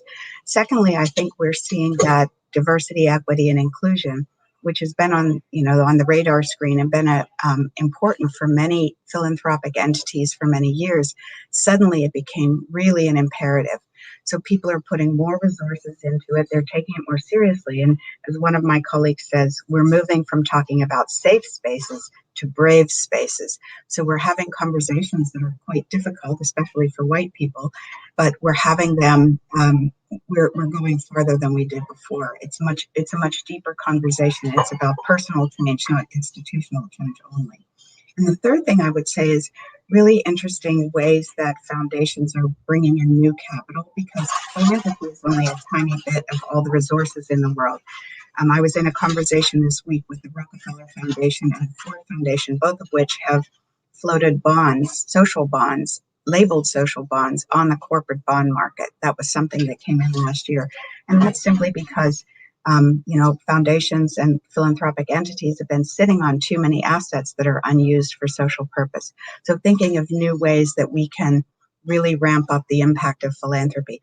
And just finally on that point, I want to really echo what Phil said. We used to think about scale in terms of scaling one particular organization. Now we're thinking about what does it mean to scale impact or deepen impact? And it's often by supporting networks or alliances or movements. It's not just about growing one organization. And I hope that change lasts. Stephanie, can I jump in on the Mackenzie Scott piece? Sure, go ahead. First of all, you kindly mentioned a post on the CEP blog, and I just want to give credit where it's due. It was a guest blog from Ruth Levine, formerly of Hewlett Foundation, and now CEO of a firm that I think is called ID Insight. And I think her argument is really important, and you alluded to it, because we need to be careful not to herald anything as the new one model that everybody should follow.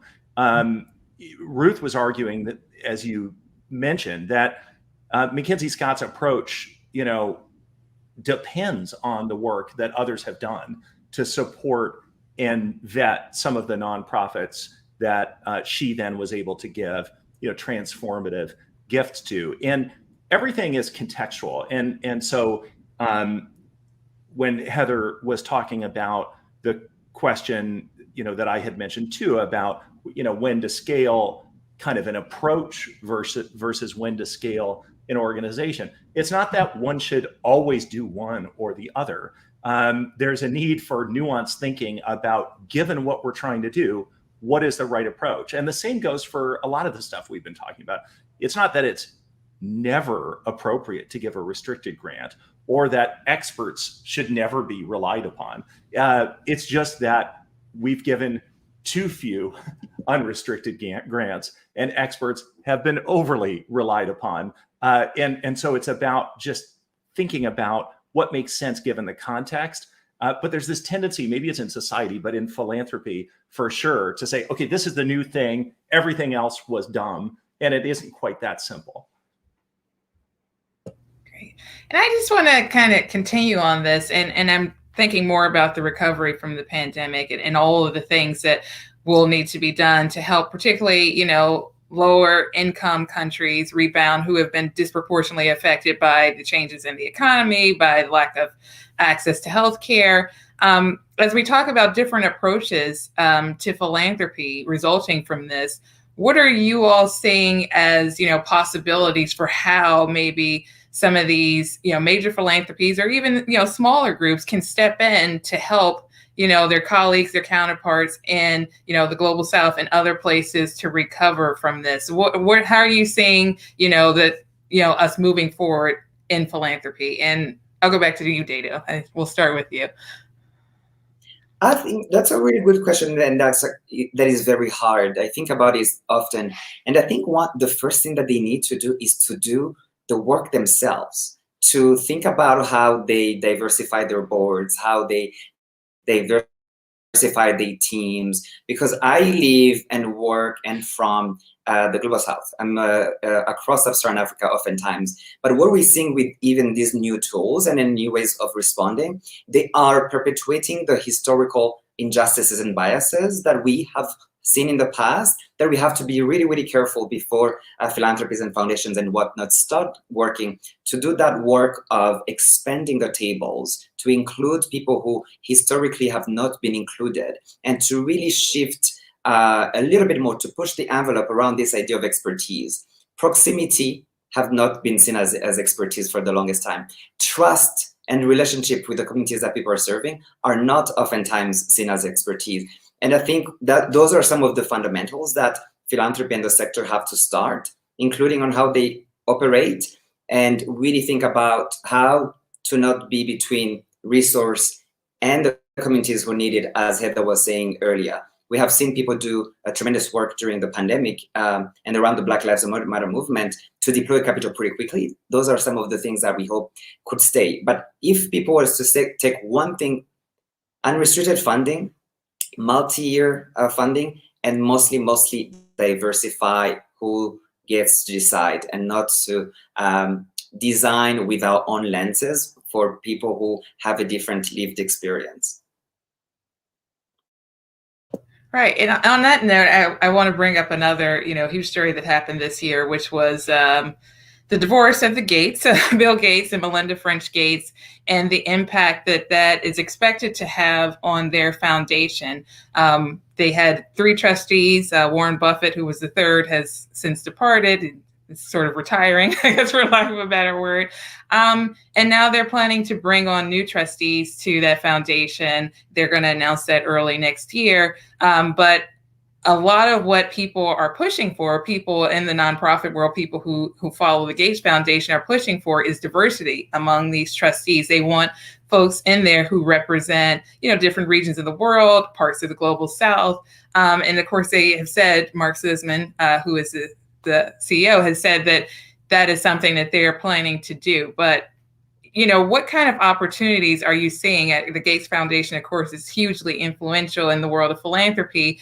What opportunities are you seeing there? What happens if maybe, they come up with a group of trustees that isn't diverse? What kind of signal does that send to the rest of the world? So I wonder, and Heather, if you're okay, we can start with you, just talking about what you think the impact that the Gates Foundation could have, depending on, how they move forward through this divorce and with the new trustees that they plan to bring on.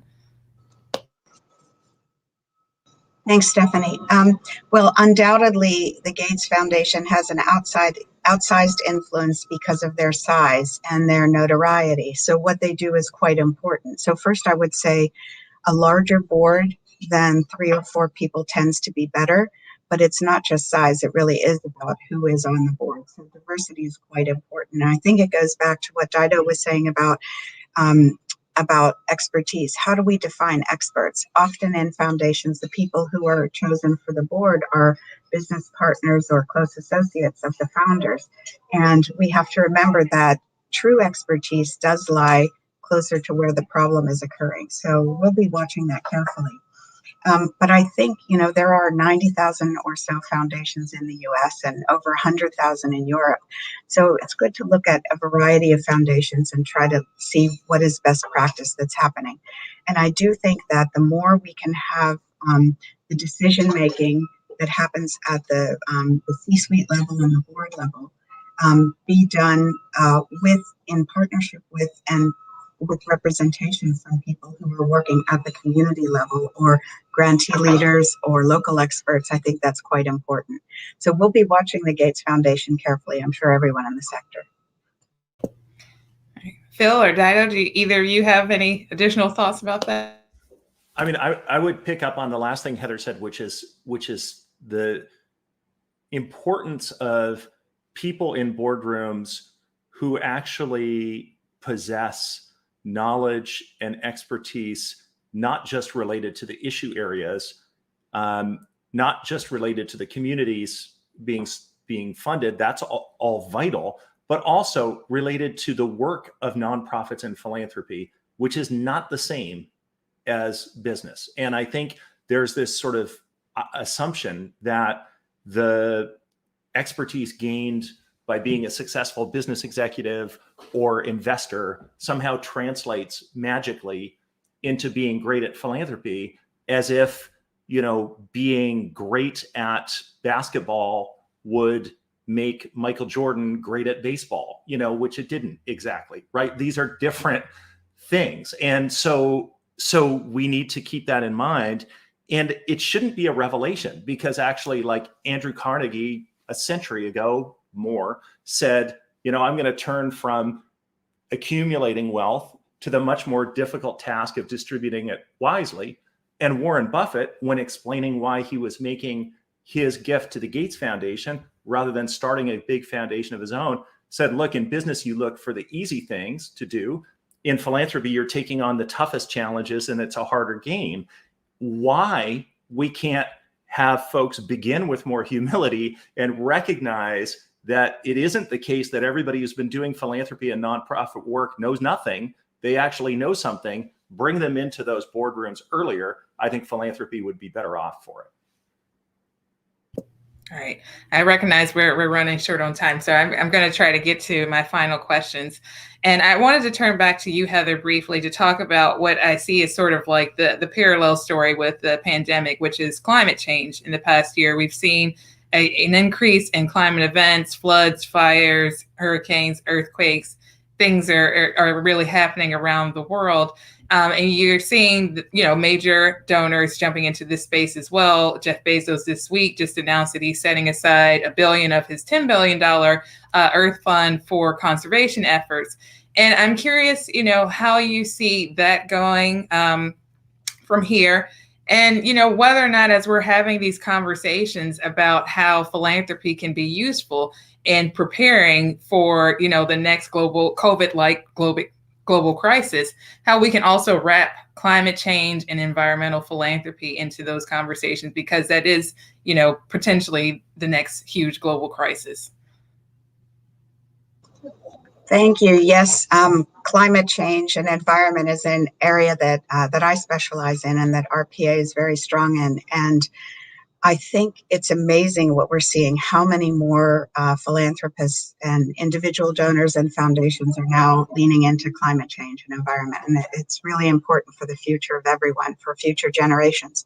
The positive thing here is that much more capital is coming in, many more partners, and a lot of it, again, a real emphasis on collaboration. And I think that's great. I think the challenge is going to be twofold. One is making sure we have a people's perspective on those issues and the solutions. There's a lot of people funding in climate change who have the feeling there's a silver bullet, and there really isn't a silver bullet. There are many, many solutions that are very interconnected, just as the problems are interconnected. So when we talk about a just transition, making sure that we're not just taking away jobs in the fossil fuel industry, but finding alternative jobs for those same people. Talking about if we're building renewable energy sources in the global south or in the United States in places where people don't have land rights. And so we're taking away one thing from people who haven't had a strong voice before, and we're replacing it with sort of another way of extraction or even exploitation in some cases. So we have to be very careful about how that capital is deployed. I see a lot of positive movement this week at the UN meetings and the upcoming COP. There's going to be strong voices from indigenous peoples around the world and from different kinds of alliances. So I'm very hopeful, but we really have to pay attention to how we do our work. And I think nature-based solutions to climate that really support, for example, regenerative agriculture, those are great solutions that more and more funders are finding. Thanks. Thank you so much, Heather. All right, so we're near the end. I think we have about 3 minutes left. So just very quickly, I just wanted to ask each of you to talk about what you took away as like the major story this year, or what you wish had gotten more coverage. If there was something huge happening, but you felt like it didn't really get the coverage that it deserved. And I'll start with you, Dido, and then we can just go around. What did not have coverage? Maybe that would be much more interesting. I think, democratic transitions in Burundi and Malawi and elsewhere, it's not sexy and newsworthy, but that's the point. Both of these countries have measure of stability and peace that allows for hope, and this is a dynamite in this moment, and that we think it deserves a little bit more attention. The second thing I would say is just community level giving. I think we can't talk about this enough, but that's the two I can come up with. Okay. Phil, you want to go? Sure. I mean, I wish that we paid more attention to the incredible heroism of nonprofit frontline workers in food pantries, in organizations that support those who were impacted disproportionately by the pandemic. I just think the nonprofit sector, not just in the United States, which I know best, but also in places like India, which I was recently reading about, have stepped up in incredible ways to do what business and government couldn't or wouldn't in a time of incredible need. And I think we should celebrate and lift up those organizations and their workers. Great, thanks. Heather, you get the last word. I think in terms of what I think needs more attention from philanthropy is the whole area of privacy and negative impacts of social media, and making sure we have a free and open public media. This is absolutely crucial to the functioning of democracies, and we're losing the battle there, and I think we need to pay more attention. I think on a more hopeful note, the exposure, because of the pandemic and other issues, the exposure of how inequities and inequality runs across every single theme you work on: health, education, climate change, whatever the transport, it's in everything. So I really think it's lifted up that question of inequity and inequality. Great. Well, thank you all so much for sharing your thoughts and insights. I feel like I could listen to you all forever. This is really fascinating. But yeah, I just want to thank you for taking the time out to talk to us about this. And I want to thank everyone for joining us for this conversation. Hopefully, if you have additional questions and thoughts, you can reach out to our guest here. You can also reach out to me. But yeah, thank you so much for your time today. Thank you, Stephanie, for having us. Thanks, everyone. Great to see you. Thank you. Bye-bye.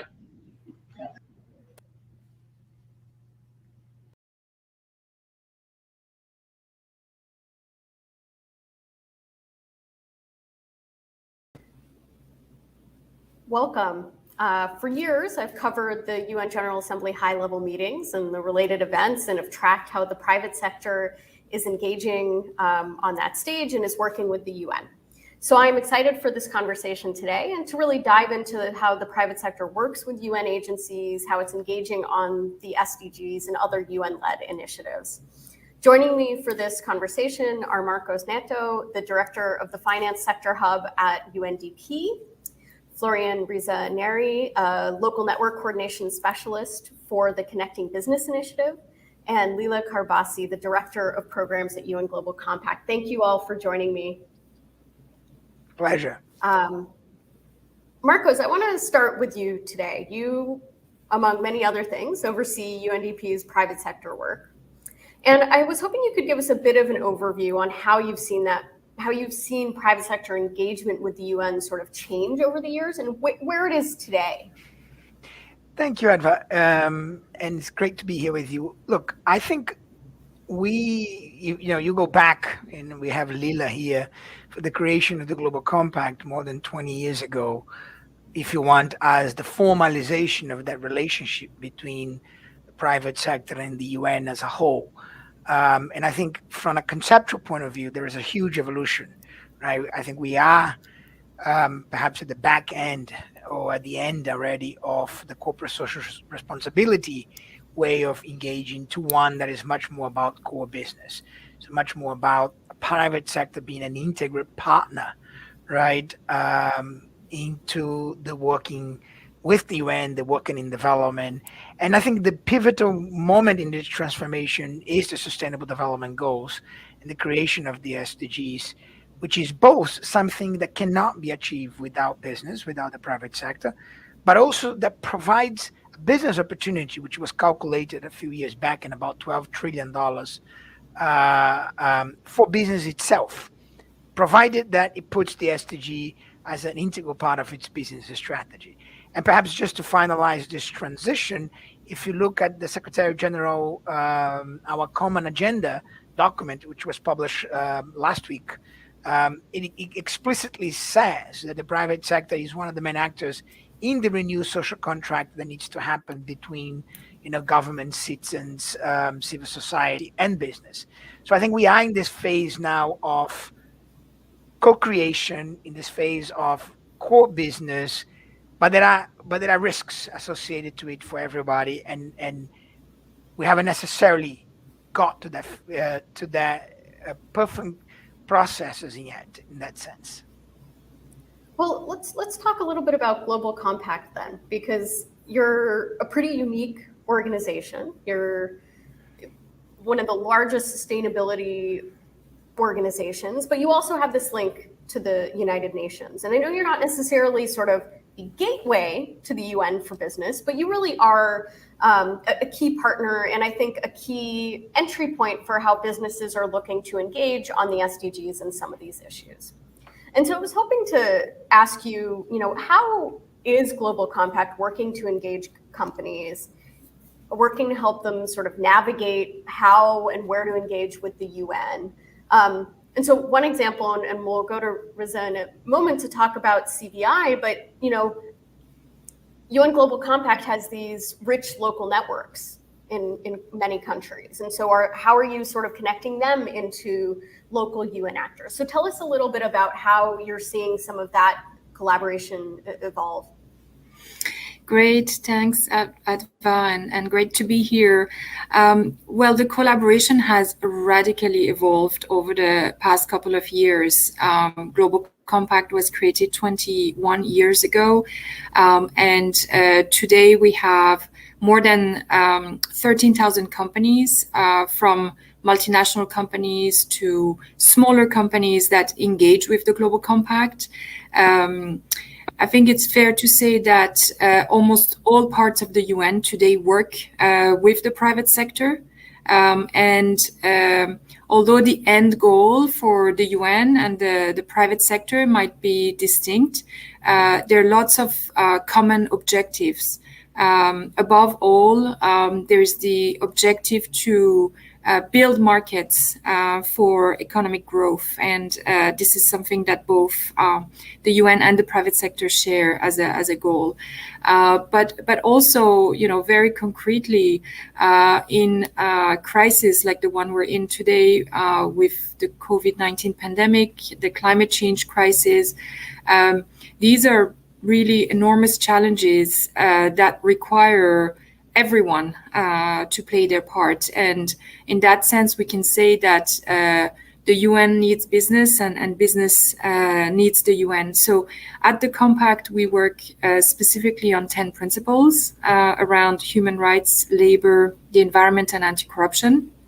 We have 70 of these local networks that you mentioned around the world. We're also present in other countries where we don't yet have local networks, and those local networks are led by businesses in these 70 countries. They work with different parts of the UN on very critical issues that really go at the core of the work of the UN on human rights, on peace and security, on humanitarian assistance, on very concretely the types of engagement that we see at the country level with our local networks, with the companies that engage with the Global Compact, or around living wage, combating, climate change, the fight against corruption. So lots of issues where we need basically that strong collaboration between business and the UN. Great, thank you. I want to come back to talk about some of those issues in a minute, but I want to get Riza into this conversation. And you have a really interesting perspective because you have been a partner outside working with the UN, and now you find yourself at the UN working with private sector partners. And so I wanted to sort of get your perspective from that sense of what it was like working with the UN, what some of the potential challenges are, and then how that experience is sort of informing your work today. Sure, and thanks, Adva. I'm from the Philippines, one of the most at-risk countries in the world when it comes to disasters. And I worked for several years with the private sector in disaster management, where we collaborated closely with the government and the UN. And my experience is that some issues can only be tackled when we work together. And we've seen this during COVID-19, that there are crises that are too far complex to be handled by just one actor alone.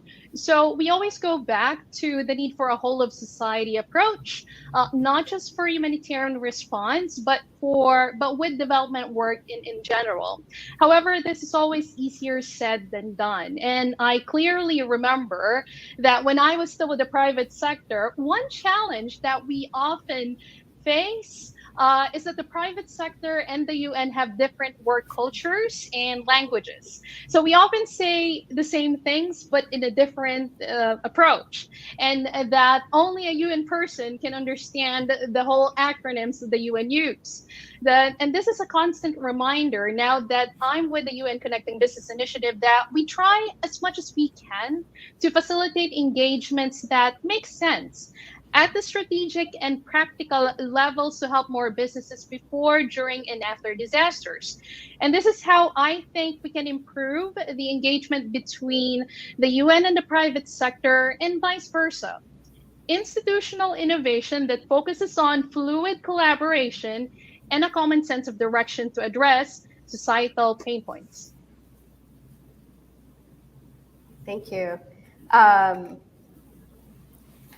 So I think now that we have sort of a foundation laid out of what we're sort of seeing in the trends that we've seen change and some of what's sort of needed, I want to dive into some of the details. And Marcos, UNDP has about a year to go on its private sector strategy. And so I imagine you're already thinking about the next one. And so I wanted to ask you, where do you stand on meeting the targets that you set out in the current strategy? And what changes do you think you make in the next version of the strategy? What have you sort of learned through the course of this private sector strategy? And what does UNDP need to do differently or think differently about, budget differently to better engage or to more effectively engage the private sector? Look, I think we've just released a new strategic plan that has just been approved by our executive board. So to some degree, the future is in that strategic plan. And in that strategic plan, we actually, the area of finance, partnerships, private sector is an enabler, right, of the strategic plan. And we've got a target to align by 2025 to align $1 trillion of public and private capital, right, to the SDGs. And that is both through actual flows of resources going to SDGs in the Paris Accord, as well as to business changes, business model changes. The work that we do in CBI, which is a UNDP OCHA, UN OCHA initiative with the private sector as well, other works that we have it. So the future, it's kind of laid down in the strategic plan. We just needed to kind of bring it down the next year to the private sector. I think what we've learned already towards that future, if you want, it's this notion of co-creation and the notion of integrity. I actually think that in this new compact, that societal compact that the Secretary General mentions in our common agenda, one of the things that we were fine in the last 4 years was to look at volume, right? So looking at the ESG market has grown and is now at $50 trillion. And, you know, business are kind of using the SDGs and putting all of that. But the question is how much of the quality, how much of integrity those things have. And I think for us at UNDP, the answer of that question is going to become critical in that sense. You know, have the $50 trillion of ESG really made an impact difference, right? Are the companies that are embedding some of the tools that we are all creating with the greatest intention in the world fundamentally having a different result vis-a-vis, you know, achieving the SDGs and the Paris Accord? I think that is an important moment in history, right? And you've seen these questions in that sense. That then brings up to the issue of the role of governments in here, and the role of regulation, and the role of governments demanding, coming into this conversation and putting some issues on the table by which business is going to have to start a report. And I think you've seen this movement going on with the IFRS to create a standard, a sustainability standard board, right? Maybe the standards on the Task Force for Climate disclosure from companies are going to become mandatory. So I think we are in a moment of transition, in a moment of a different quality of the relationship in that sense. Now, how we've done in the other partners, you know, I think we've done it well. We've put it in place a few big initiatives and flagships like the SDG Impact, where we created the standards. We actually have got one now in the last 18 months, about $5.5 billion of bonds issued according to the standards we put together. First ever SDG bond in the world coming out of Mexico that we work with them. And that's all using the market in that sense. You know, we've created platform investment opportunities. So I think we've done well in the last 4 years, but we're really going to have to work on the quality of the engagement and the relationship between business and governments. For us, UNDP, this is important because we are not a financial institution, right? So it's about the policy environment, about that relationship, which I think is going to become critical to the integrity of the relationship between business and development in that sense. Lila, I want to turn to you because I know that you at Global Compact spend a lot of time working directly with companies. And so I think it would be useful to get your perspective on sort of what you're hearing from them on some of those things that Marcos just talked about, the regulation. You know, I think there is a big question about the effectiveness of ESG and what those labels mean. And it's a pretty big unanswered question in a market that is growing rapidly. And I think how those resources are directed and how much of it is, you know, sort of backed up by,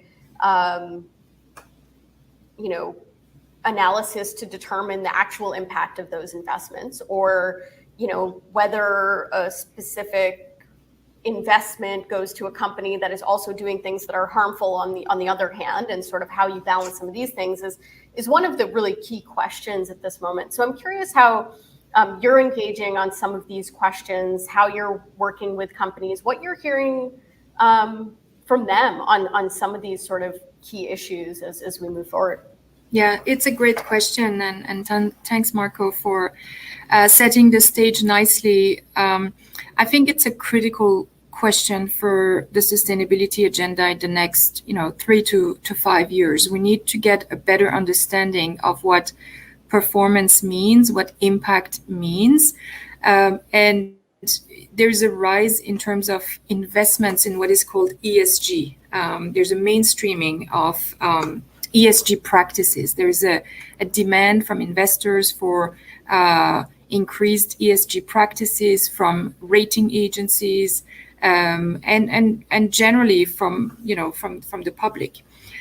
So the question is, how do we ensure the integrity of the information that is reported? What are the key metrics that we can use, and all of that? And what we see, in to your question about, what do you hear talking with these 13,000 companies around the world, is that there is an increased scrutiny in terms of the performance of the company on non-financial data. So the scrutiny on financial data is clear. The reporting on financial performance is clear from the side of business.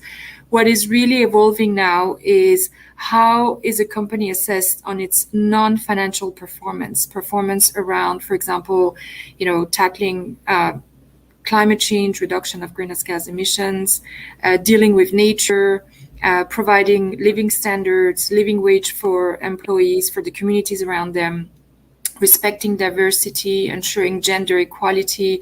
So all of these aspects that are critical for the achievement of the Sustainable Development Goals, how do businesses really perform on those? And, as Marcus was mentioning, there is a demand for a more harmonized way of looking at those parameters in a way that you can compare, you can benchmark, you can really assess the performance. I'm going to give you a very concrete example to your earlier question about how do you really work with these companies. We've engaged the CFOs now for over 2 years in a task force.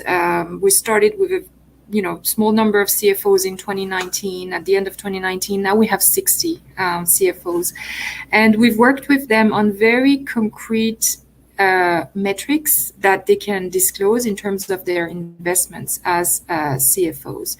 And at this General Assembly, we're announcing that these CFOs are committing to invest 50% of their portfolio into sustainable SDG-related practices. And that amounts to 400 billion over the next 3 years. The question is, okay, how do you know that these investments are actually SDG related? And we've done a lot of work over the past couple of months with the CFOs to look at which metrics we're talking about.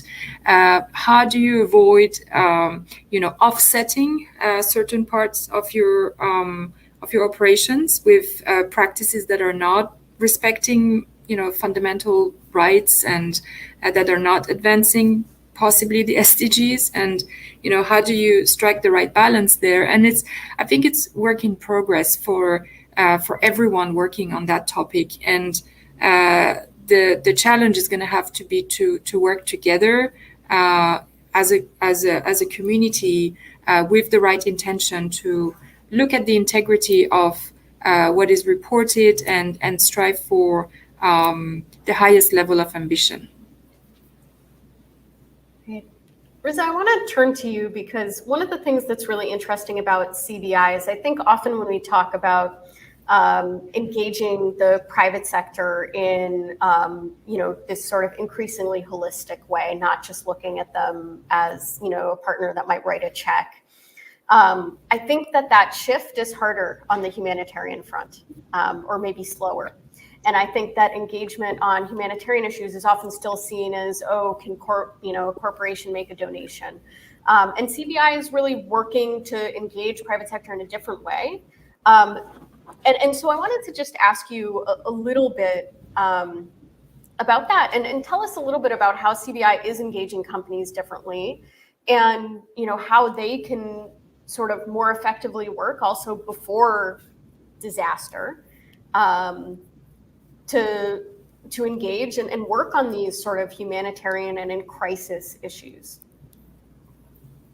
Thanks, Adva. And you're right. And Marcus has already mentioned how there's been a shift already when it comes to how businesses engage from the more CSR perspective to something more operational. And we have seen that the corporate sector has changed in a way that we now see more companies working on humanitarian engagement, not just through philanthropic means, but also using integrative partnerships, or when companies themselves make use of their core competencies and technical expertise to provide assistance more effectively. So also companies now see the value of collective private sector action, or working through networks such as the CBI member networks and even Global Compact local networks. And so by being part of a common platform such as these networks, information sharing and coordination of efforts become a lot easier. And we always say that the Connecting Business Initiative's reason for being is really supporting business networks. And CBI member networks all around the world represent different structures, approaches, willingness, and capacity when it comes to engagement. And I'll share with you a couple of examples. We have the networks in the Philippines, Madagascar, Mexico, and Haiti working alongside the government and UN humanitarian coordination systems. We have the networks in Fiji and Turkey that are business federations with the reach to thousands of micro, small, medium enterprises. And we have the networks in Sri Lanka and Vanuatu that have strong partnerships with not just individual companies, but also with civil society organizations. So clearly, these networks reflect how the business community now works in a more sustainable and holistic manner as a humanitarian and development partner. Thanks. So now I have a question that I want to pose to all of you, which is what do you think are some of the biggest failures in private sector UN engagement? Is there a specific instance where you think a program or an effort has just failed? Is there a general sort of issue that seems to get in the way again and again? One of the things I can think of is sort of the difference in the pace of how often private sector companies and the UN move. So how do you sort of get around that and encourage these often bureaucratic UN agencies to engage in a different way with the private sector? Anyone want to jump in first on this one? Well, I can say a few things about that. I would say the biggest challenge, maybe it's a permanent failure, you could call it like that, is political acceptance and fundamental trust. And this has evolved enormously in the past couple of years. We're in a good place now. We're in a place where it's accepted for UN member states, governments, to work with business, but it's not a given. And at any time, it's a risk that needs to be properly assessed, managed. We have to overcome it, but it's a constant, there's a constant reminder that there's a possibility that some countries would not accept the simple fact of opening up too much to the influence that private actors may have. So it's something to watch, because you need to preserve that space. You need to make sure that this trust is maintained, grows, so I would say, from my perspective, that's probably the biggest challenge. Not so much a failure, but a constant sort of thing to keep in mind. You've already mentioned one, and I think Risa can talk more. Is the engagement of business in the fragile context? It's a challenge. It's a problem, right? And you need that, because you need to build up in those contexts a domestic business in that aspect, and that's a challenge. I perhaps will take the other side of what Leila said, right? I think another challenge is business, wanting to kind of get the UN brand without necessarily, having to make, the challenge. So when I talk about we are in the moment of co-creation, we are in the moment of where the UN can actually play a role in helping a dialogue between business and governments. Sometimes you actually, you got business to say, listen, here's a check, let me be your donor, right? And the question is no longer that. The question is, can we actually find a solution together that integrates not your money alone, but your skills, your expertise, I think, for example, an interesting example is the evolution of the relationship we've had it in UNDP, but also with the larger UN, with Microsoft, right? Which is a relationship now that is about what is your vision of the world. And when Microsoft comes back and says, I want to be a zero plus carbon company, it doesn't really know how to do that. So then it then becomes a conversation with us at UNDP on what do you know that can help me, and what do they know that can help us, and you're actually trying to co-create a solution to this under this level of that all happening with this issue that Lila was talking about, right? So I think that is where it becomes very complicated, and that also deals with the pace, right? Yeah. They just come and says, oh, I think I have a solution. I said, well, you might have a solution, but that solution doesn't apply in Zambia or in Brazil, whatever. Now our job is to translate what you think is a global solution to the realities in the country level, right? And in that sense, UNDP with 117 officers is a perfect partner in that aspect. So that for me is a little bit of the challenges and some of the failures, if you want, is the relationships are more complex, they're more honest, or they should be, let's put it that way. Yeah. Maybe if I can also jump in and build on the challenges. And clearly for the humanitarian environment, there are several lessons learned. And one of the common concerns we've always seen is always on duplication of efforts. So this relates to the pace, the difference when it comes to the pace, and at the same time the approaches. And the duplication of efforts happen because of lack of awareness and alignment of what the business community has or wants to offer versus what is actually needed by the most affected. And in terms, just to also comment on the difference in terms of pace.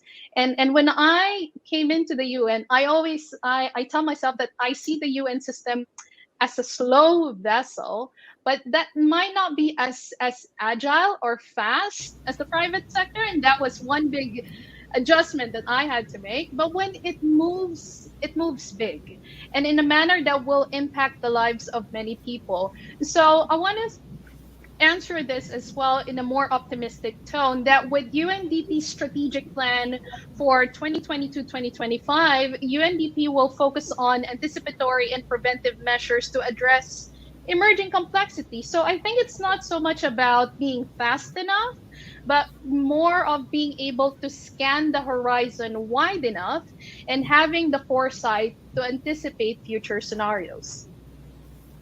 Great. Well, Riza, thank you very much. We are basically at time, which is a shame because I have many more questions I could ask you all and would love Lila to talk more about this issue of accountability and integrity and sort of this idea of the UN brand, because I think that's something that UN Global Compact is dealing with. And I know you're working on sort of reforming the process that companies use to sort of report on their progress for Global Compact. But really, I wanted to thank you all for joining us and for sharing your insights, and look forward to hearing from you in the future. Thank you. Thank you, Adva. Have a good UNGA. Thank you very much. Thank you, everyone. Bye-bye. Bye-bye.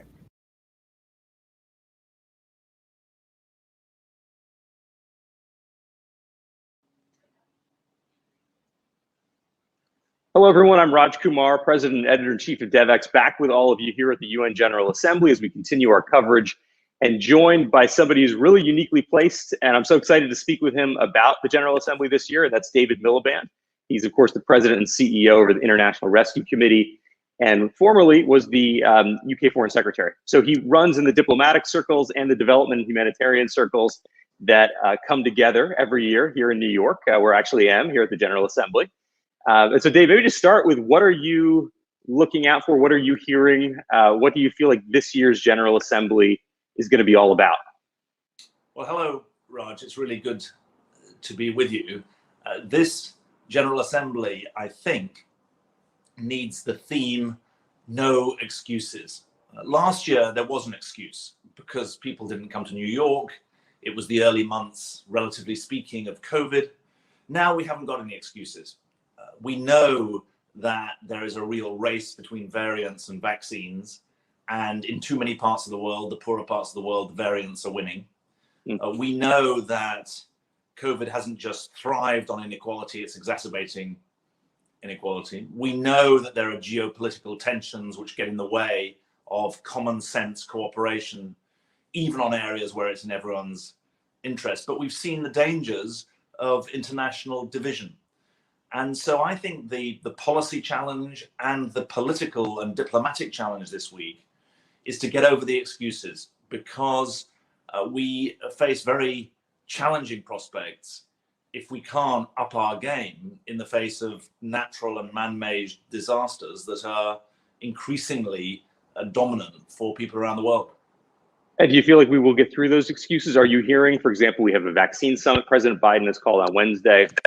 Are you hearing tangible steps that may come forward? You know, Boris Johnson is meeting with Guterres to talk about the upcoming COP.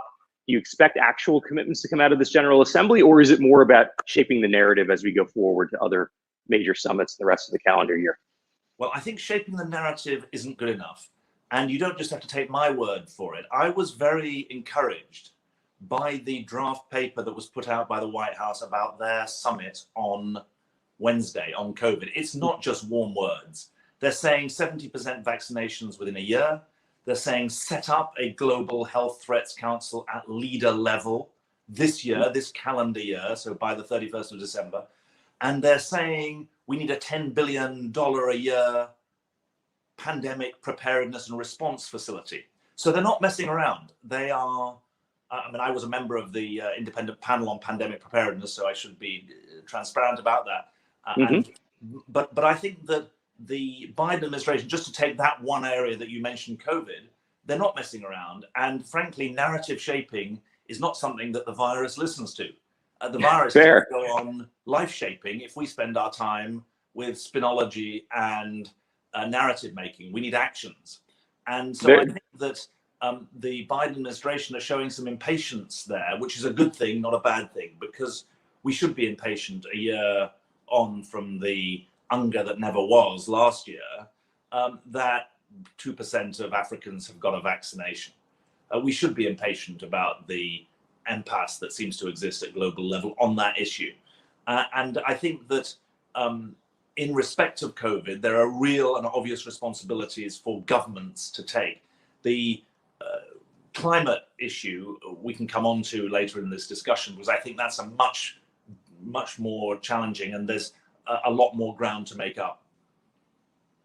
Yeah, well, in terms of COVID, your organization, IRC, has come out with a report just today saying that there's something like only 2.5% of the people living in 10 most humanitarian affected countries that have been vaccinated. And among the things you're calling for in that report are more funding going to the frontline organizations in these countries. How do you see it as someone who was part of that pandemic preparedness panel who studied this issue closely? Are the funds flowing to these frontline organizations? If not, why not? And who do we point to say that this has to be done differently? Well, there's an easy answer to that, which is that the funds are not flowing.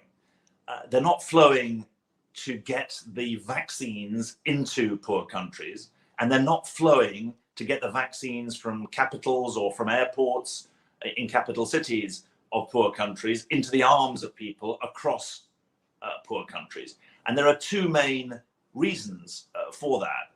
One is that the quantum of money that's going into vaccine distribution, as well as vaccine production and transportation, is too low.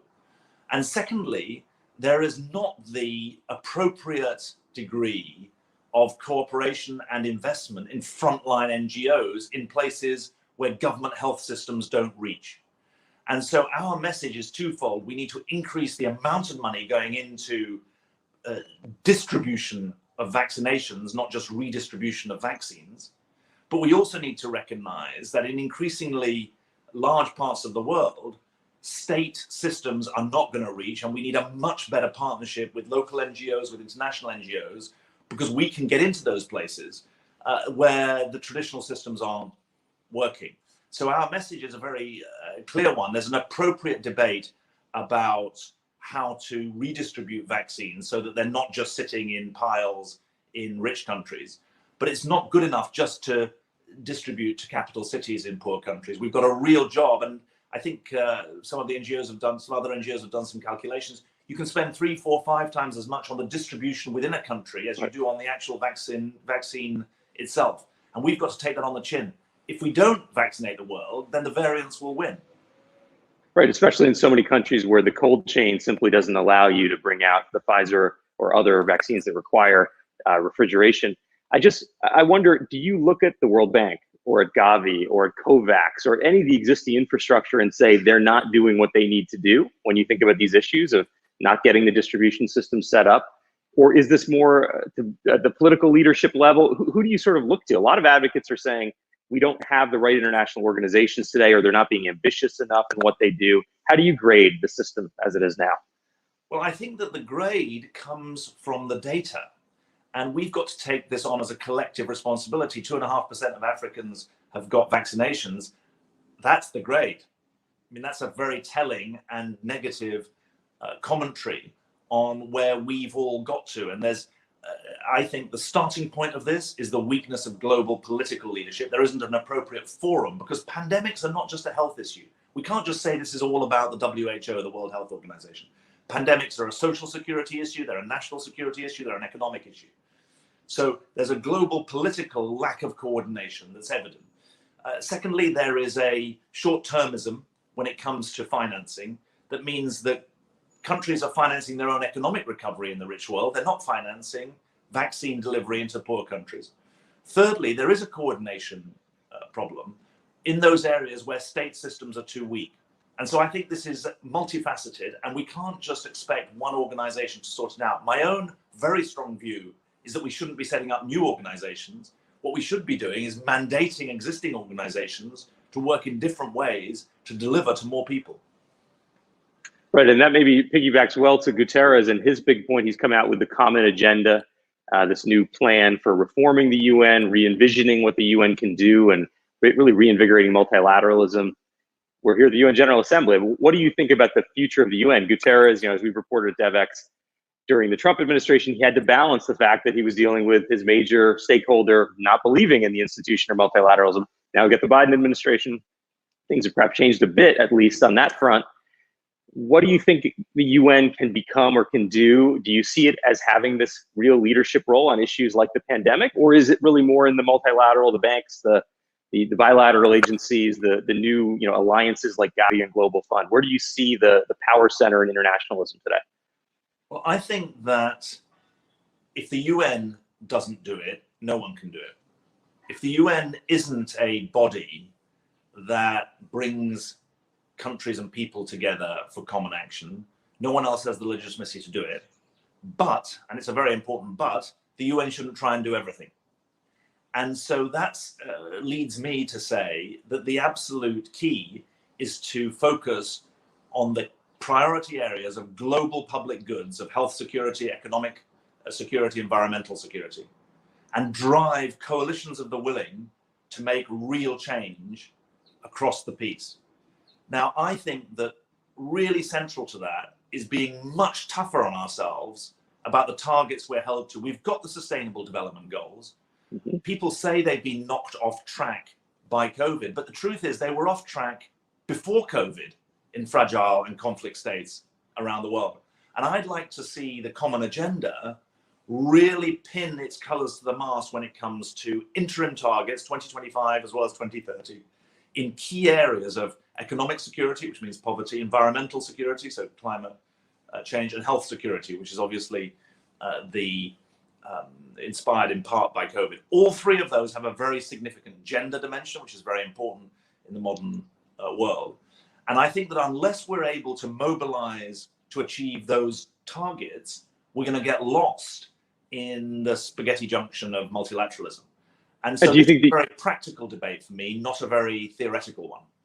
Do you see the UN able to stand up to that task? Do you see Guterres, and now he's starting his second term at the beginning of this General Assembly? Is he ready for that task? Well, I think that his commitments are strong. And the UN at some level is only as strong as its member states. And so the dance that he has to do is not a solo dance. It's a dance with the political powers of key nations. And so from my point of view, this is a moment for real humility about the scale of the task, but also boldness, not just in setting ambitions, but in calling out rogue behavior, which undermines the global commons and gets in the way of millions of people's lives around the world. Well, one of the people that he's dancing with today is Boris Johnson, as they look to the upcoming COP in Glasgow. What's your assessment of that COP and of the ability of the UK government to lead that to success? You know, we've reported a lot about UK aid cuts. Do you think that the credibility is still there to lead this COP and to make it successful? Well, I think that it's very late in the day, just 40 days before the Conference of the Parties in Glasgow. And obviously this has been a challenging 18 months because of COVID. But you're right to point out that walking the walk is very important if you're going to talk the talk. And so there's no point in denying, I take no pleasure in this as a British citizen, that the UK's aid cuts have created a very peculiar and challenging environment in which to mobilize global leadership. Having said that, the climate agenda is a threat to countries and people everywhere. And there is no excuse for anyone in stepping away. I think we've got to look very closely at what the Chinese government say this week, because they're going to be key players. I think there are others who I'm sure will be referencing the Conference of Parties, the COP26, in their speeches this week. There needs to be action behind them. I think that if indeed it's the case, we don't really know what Boris Johnson is going to be talking about, but I think that the lesson of the Paris summit was that President Hollande at the time of France, he made this his mission for a very long time in advance of it. And so this needs to be led from the top of government. It can't just be left to an environment ministry.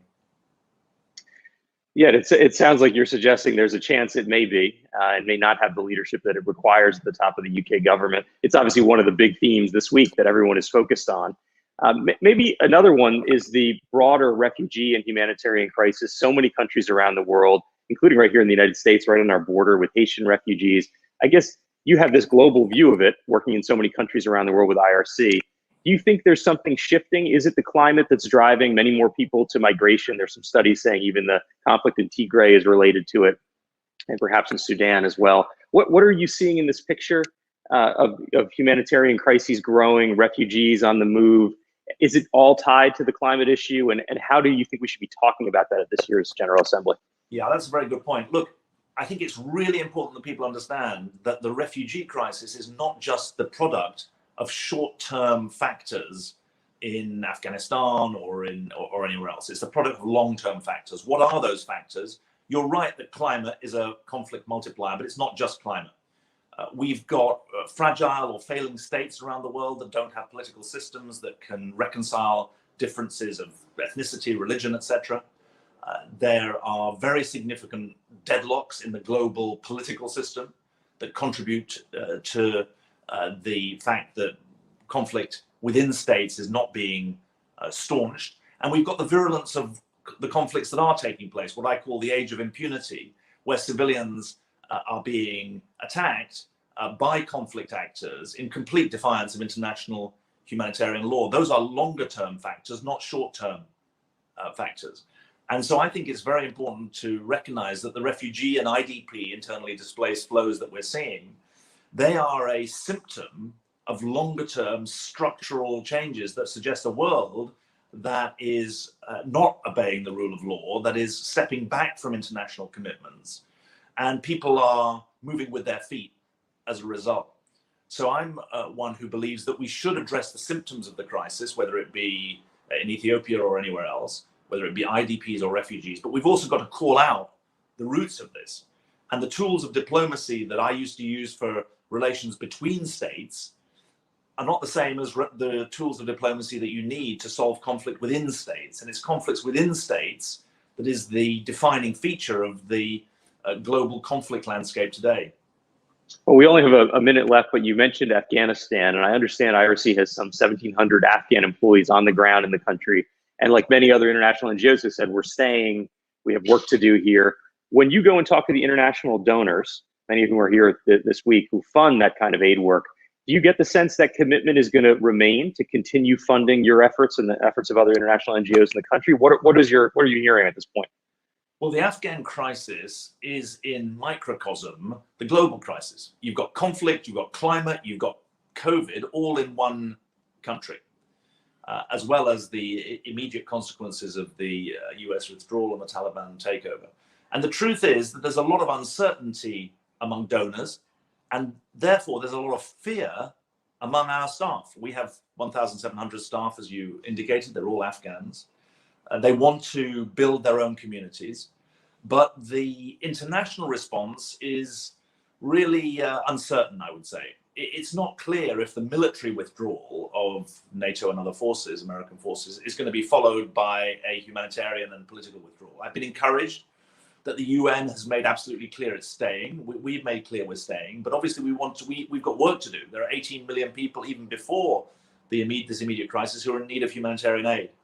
And so I think it's a really important part of my job this week to speak on behalf of our Afghan staff and Afghan clients and say that this is a test case for whether or not the words international community really mean anything. Well, as I said at the start, you are so uniquely placed to talk about these issues with your diplomatic and development and humanitarian experience. It's been such a pleasure to get a few minutes of your time at this General Assembly. Thank you, David Miliband, President and CEO of the International Rescue Committee. Thank you very much, Raj. Really good to speak to you.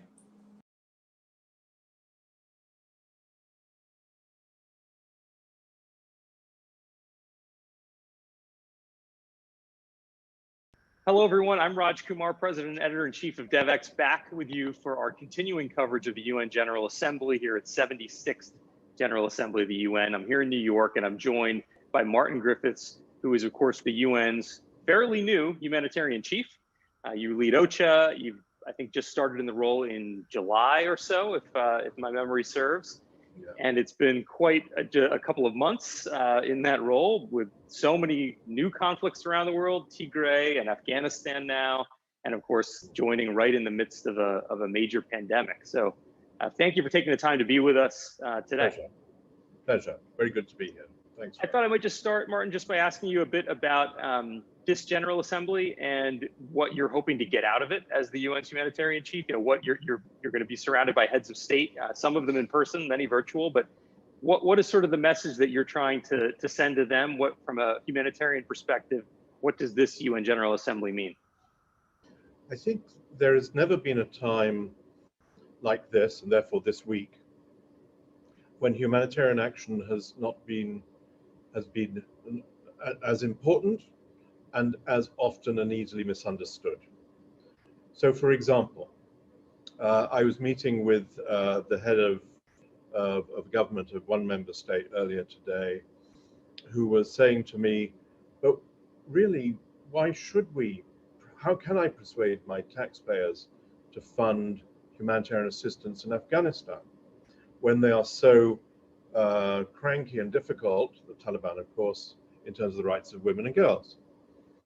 We then had a long discussion about the basic tenets of humanitarian action and how it is intended to be unconditional, and that if we start making it conditional on matters which are, of course, important and of fundamental importance, like the rights of women and girls, then where will we end up? So I think for me, this week is an opportunity to hear from people visiting New York and virtually visiting New York as well, how they see humanitarian action going forward, and possibly from my side to share some thoughts as well.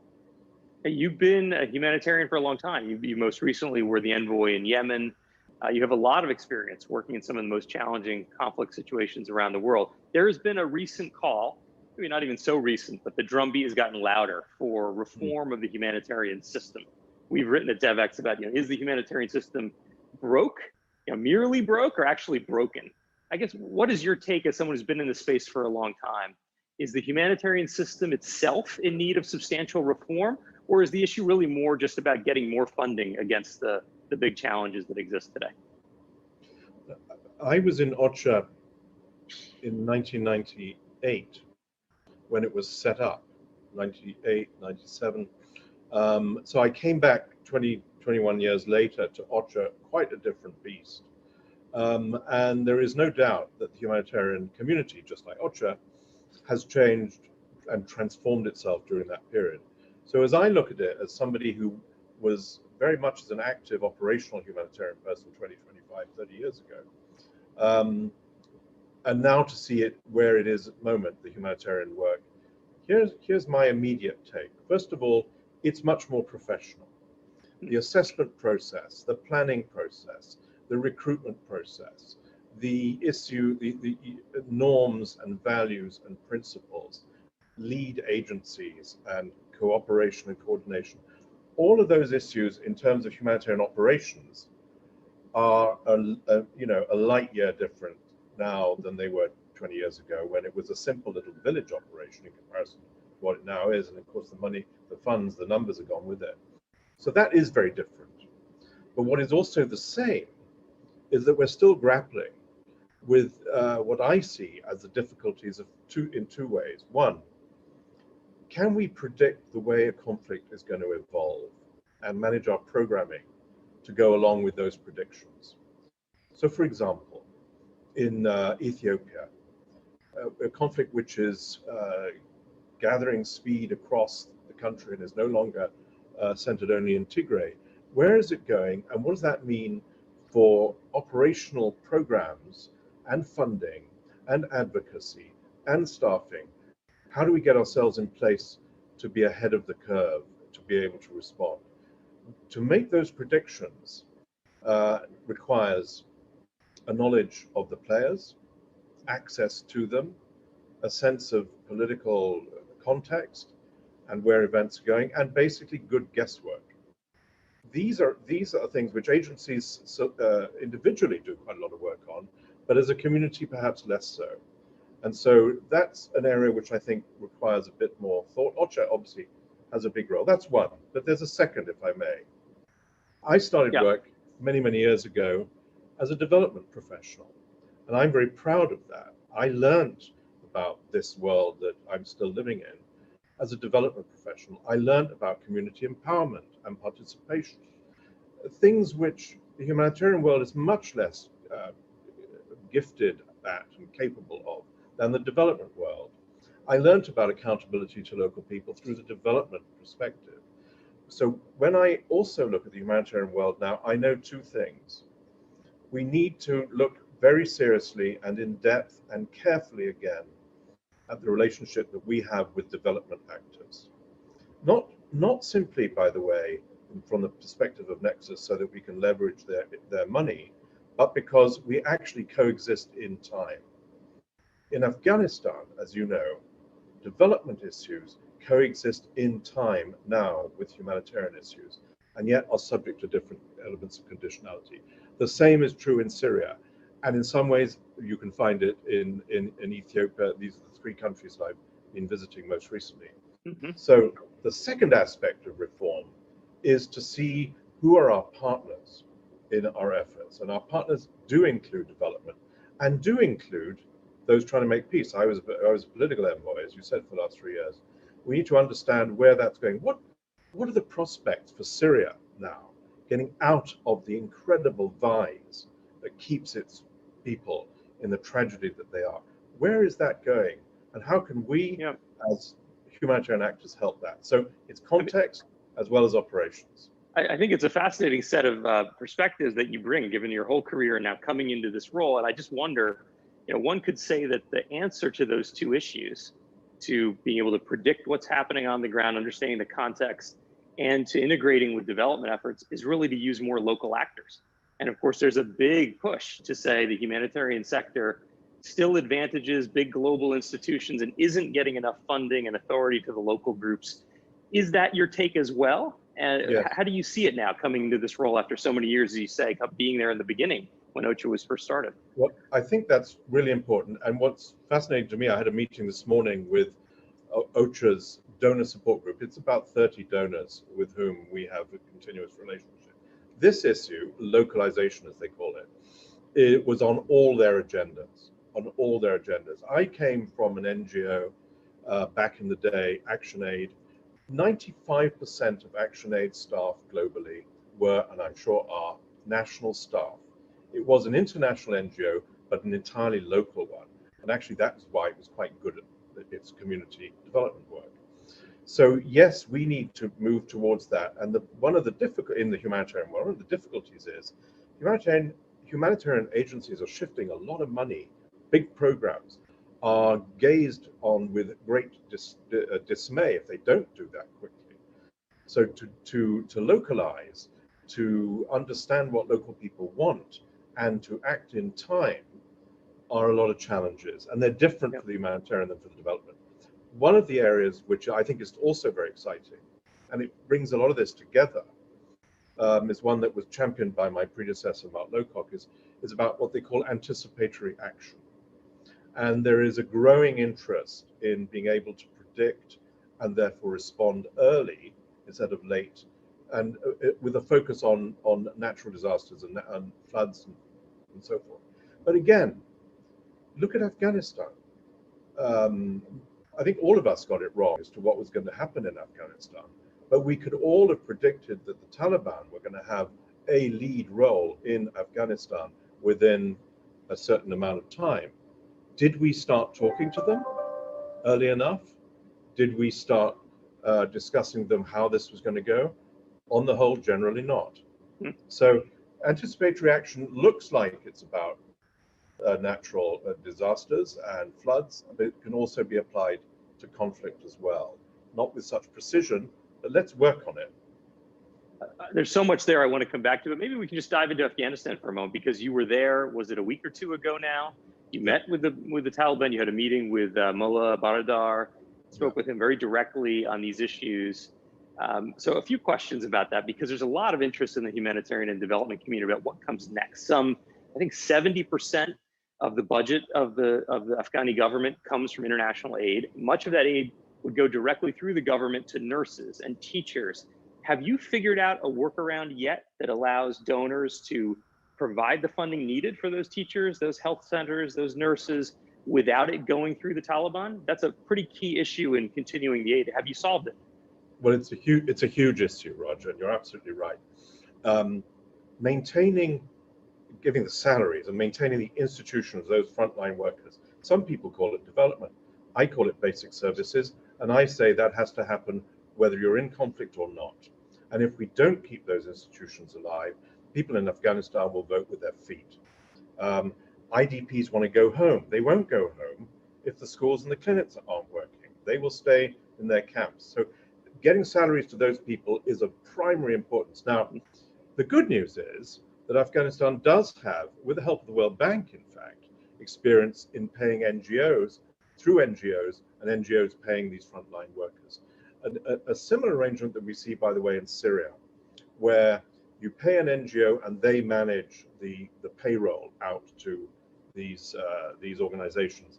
I think we're very, very close, within days, I hope, of getting a temporary solution to that problem. But it'll be a temporary one, because here's the challenge. Humanitarian efforts in Afghanistan can be delivered directly through agencies and NGOs. They don't have to, and they won't go through the Taliban to deliver. The same cannot be true of the wide variety of governance, infrastructure, and services.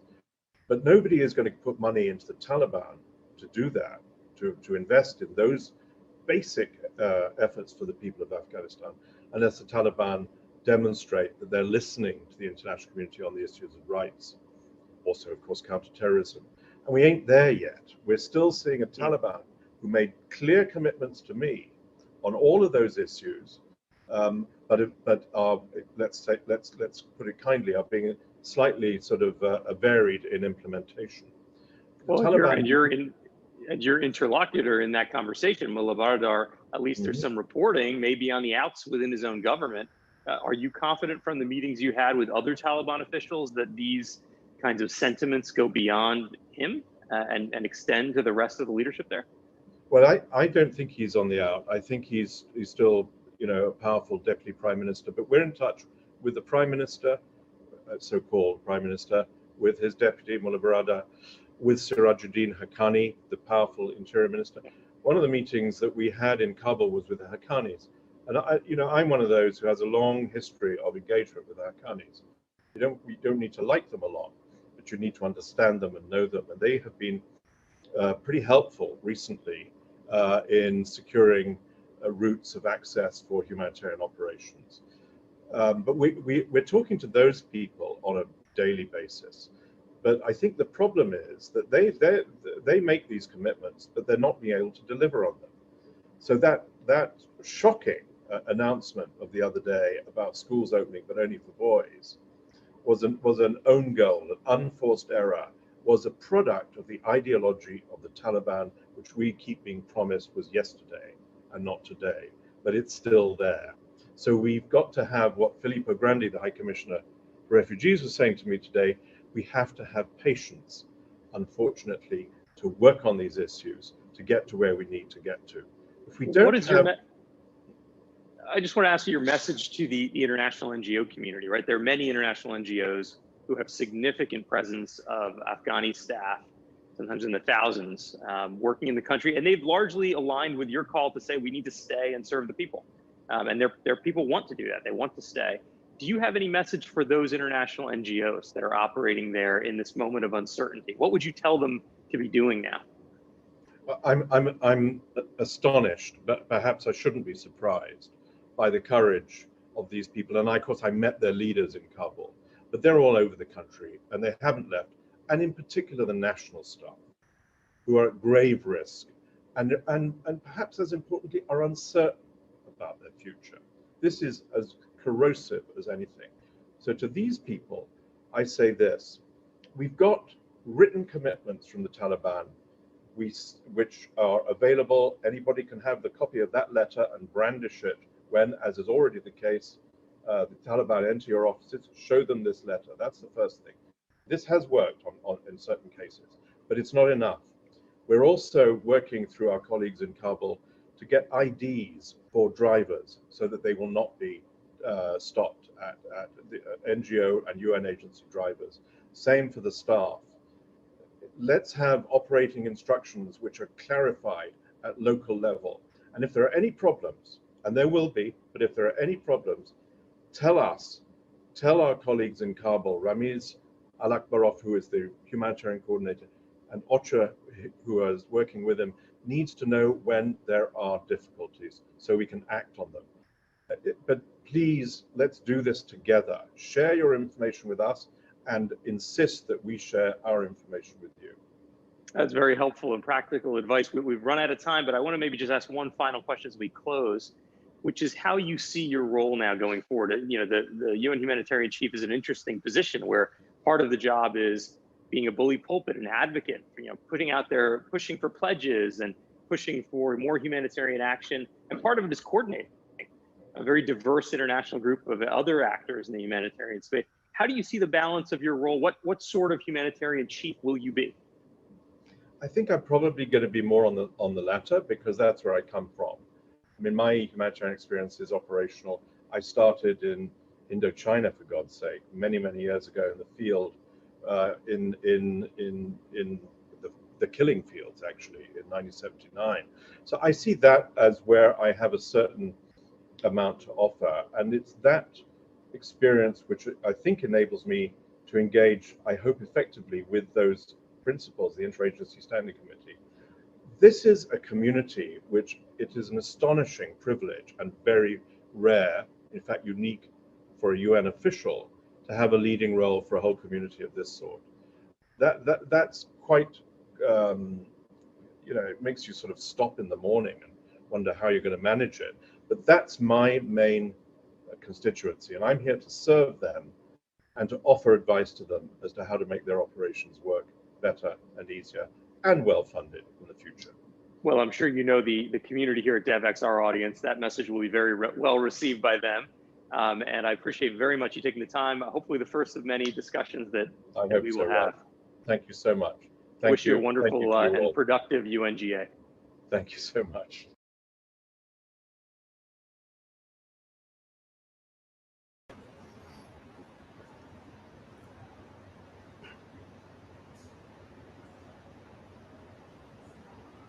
Hi, everyone. We're back here live in our studio in New York City as we wrap up day 3 of our coverage of the 76th UN General Assembly and everything that goes around the kind of circus that is the UN General Assembly here in New York every year. I am joined by my colleague, Teresa Welsh, who's a senior reporter at Devex, covering all things food and much more.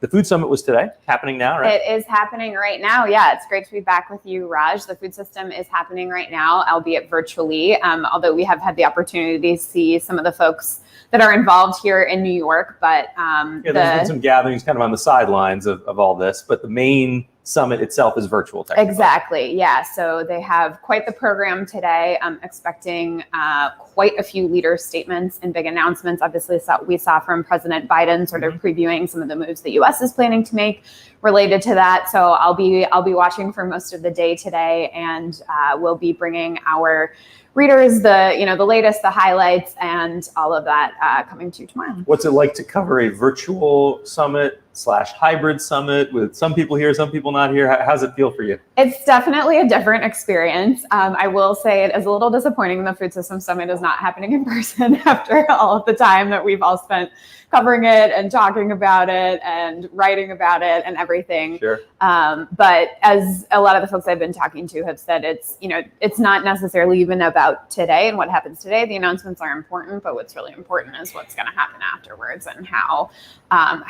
this whole sort of community that's coalesced around this issue carries it forward. But it definitely is a challenge covering a virtual event. You don't necessarily have all the people in one room, which as a reporter is the dream. You got everybody you need in one spot. Absolutely. So. Well, I can say, for the people we've met on the outskirts of all this, the mood around the Food System Summit, it's a little bit jubilant. There's a sense of like, yes, we got here, we made it. And now it's all about what's going to actually happen next when it comes to implementation and follow through on all of these pledges. What are you writing about in Devex Dish? What should people be looking forward to who want to follow that newsletter? Yeah, definitely. So Devex Dish is our new food systems newsletter, and I will definitely be having my take on the summit in next week's edition. So would love for you to sign up. You can find that on our website. It comes out on Wednesdays. And I really want to be looking ahead. We've spent a lot of time writing about this process and all of the dialogues and all the convenings and, all those UN buzzwords. Yeah. But, spending time looking at the concrete mechanisms that some folks are putting together to see, how these commitments are actually carried forward. And of course, that's, not only a task for next week, but will be a task for the months to come. Absolutely. And I'll just mention, obviously, if you work in food, in ag, you might say, yeah, of course I'm going to subscribe to Devex Dish. Maybe you already have. But if you work in almost any other sector, food systems is the thing you need to know about, right? It's a cross-cutting issue, touches on climate, touches nutrition, it touches health. And there's a reason why there's a big summit happening this week. It is one of these cross-cutting things that touches just about every SDG, and all of us who work in global development need to be kind of on the pulse of that issue.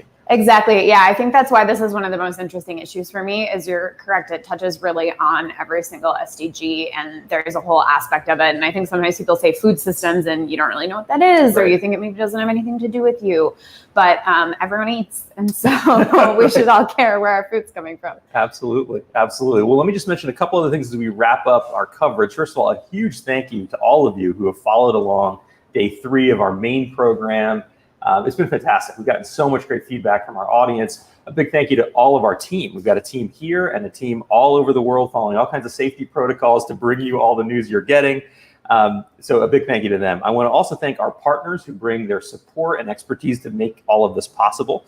They include AstraZeneca, Bayer, IFAD, MSD for Mothers, Novartis Foundation, Save the Children, Smile Train, and our underwriter this year is Rabobank. We really appreciate the support of those partners to help us frame out the program and support all of the work that we do here covering the UN General Assembly and bringing it to our audience all over the world. I also want to mention, we talked about Devex Dish, the Newswire. That's our daily newsletter. Sometimes it's funny, I find people who read something like Devex Dish and don't realize there's also a Newswire or vice versa. Exactly. So I want to mention it because it is another of our many free newsletters, but it's kind of our main daily news source. If you want to have your finger on the pulse of all things global development, a little bit of sort of the inside take on what's going on any given day, that's what you're going to subscribe to, the Newswire. I should also mention that while we're wrapping up the main program right now, there are some more side events that we're doing, part of our ecosystem coverage of UNGA. At 12 p.m. Eastern, we've got a conversation on access to medicines. It's produced in partnership with Gilead. And at 1 p.m. Eastern, there's an event on nutrition for mothers and children produced in partnership with Smile Train. And those links should be in the chat if you're following along right now. So look for the links, join us. You're not going to want to miss those sessions. And then we've got another ecosystem event a little further down the road. You don't have to worry about it now, but it's on September 29th. It's a really interesting one that we're doing in partnership with the Global Financing Facility. And we're going to have executives from the Gates Foundation, the World Bank, USAID, and the head of the GFF, all really thinking about what's the COVID-19 kind of secondary health crisis mean. All the other diseases that have been neglected or care delayed. So it's an important one on September 29th. Again, follow us on Twitter, read the newswire. You'll get to see where this event's happening and join us for it. So again, a thank you to all of you. It's been really fun. It's been a busy, interesting week. What do you think? It has, yes. It's definitely different. I was walking around near the UN headquarters yesterday just to sort of see what it was like, and definitely fewer people than usual around. Yes, it has been a different year. And a long way to go yet on the global pandemic. Hopefully by next year, we'll be in a place where the world can congregate once again. Either way, we'll be here. Thanks to all of you. Be well.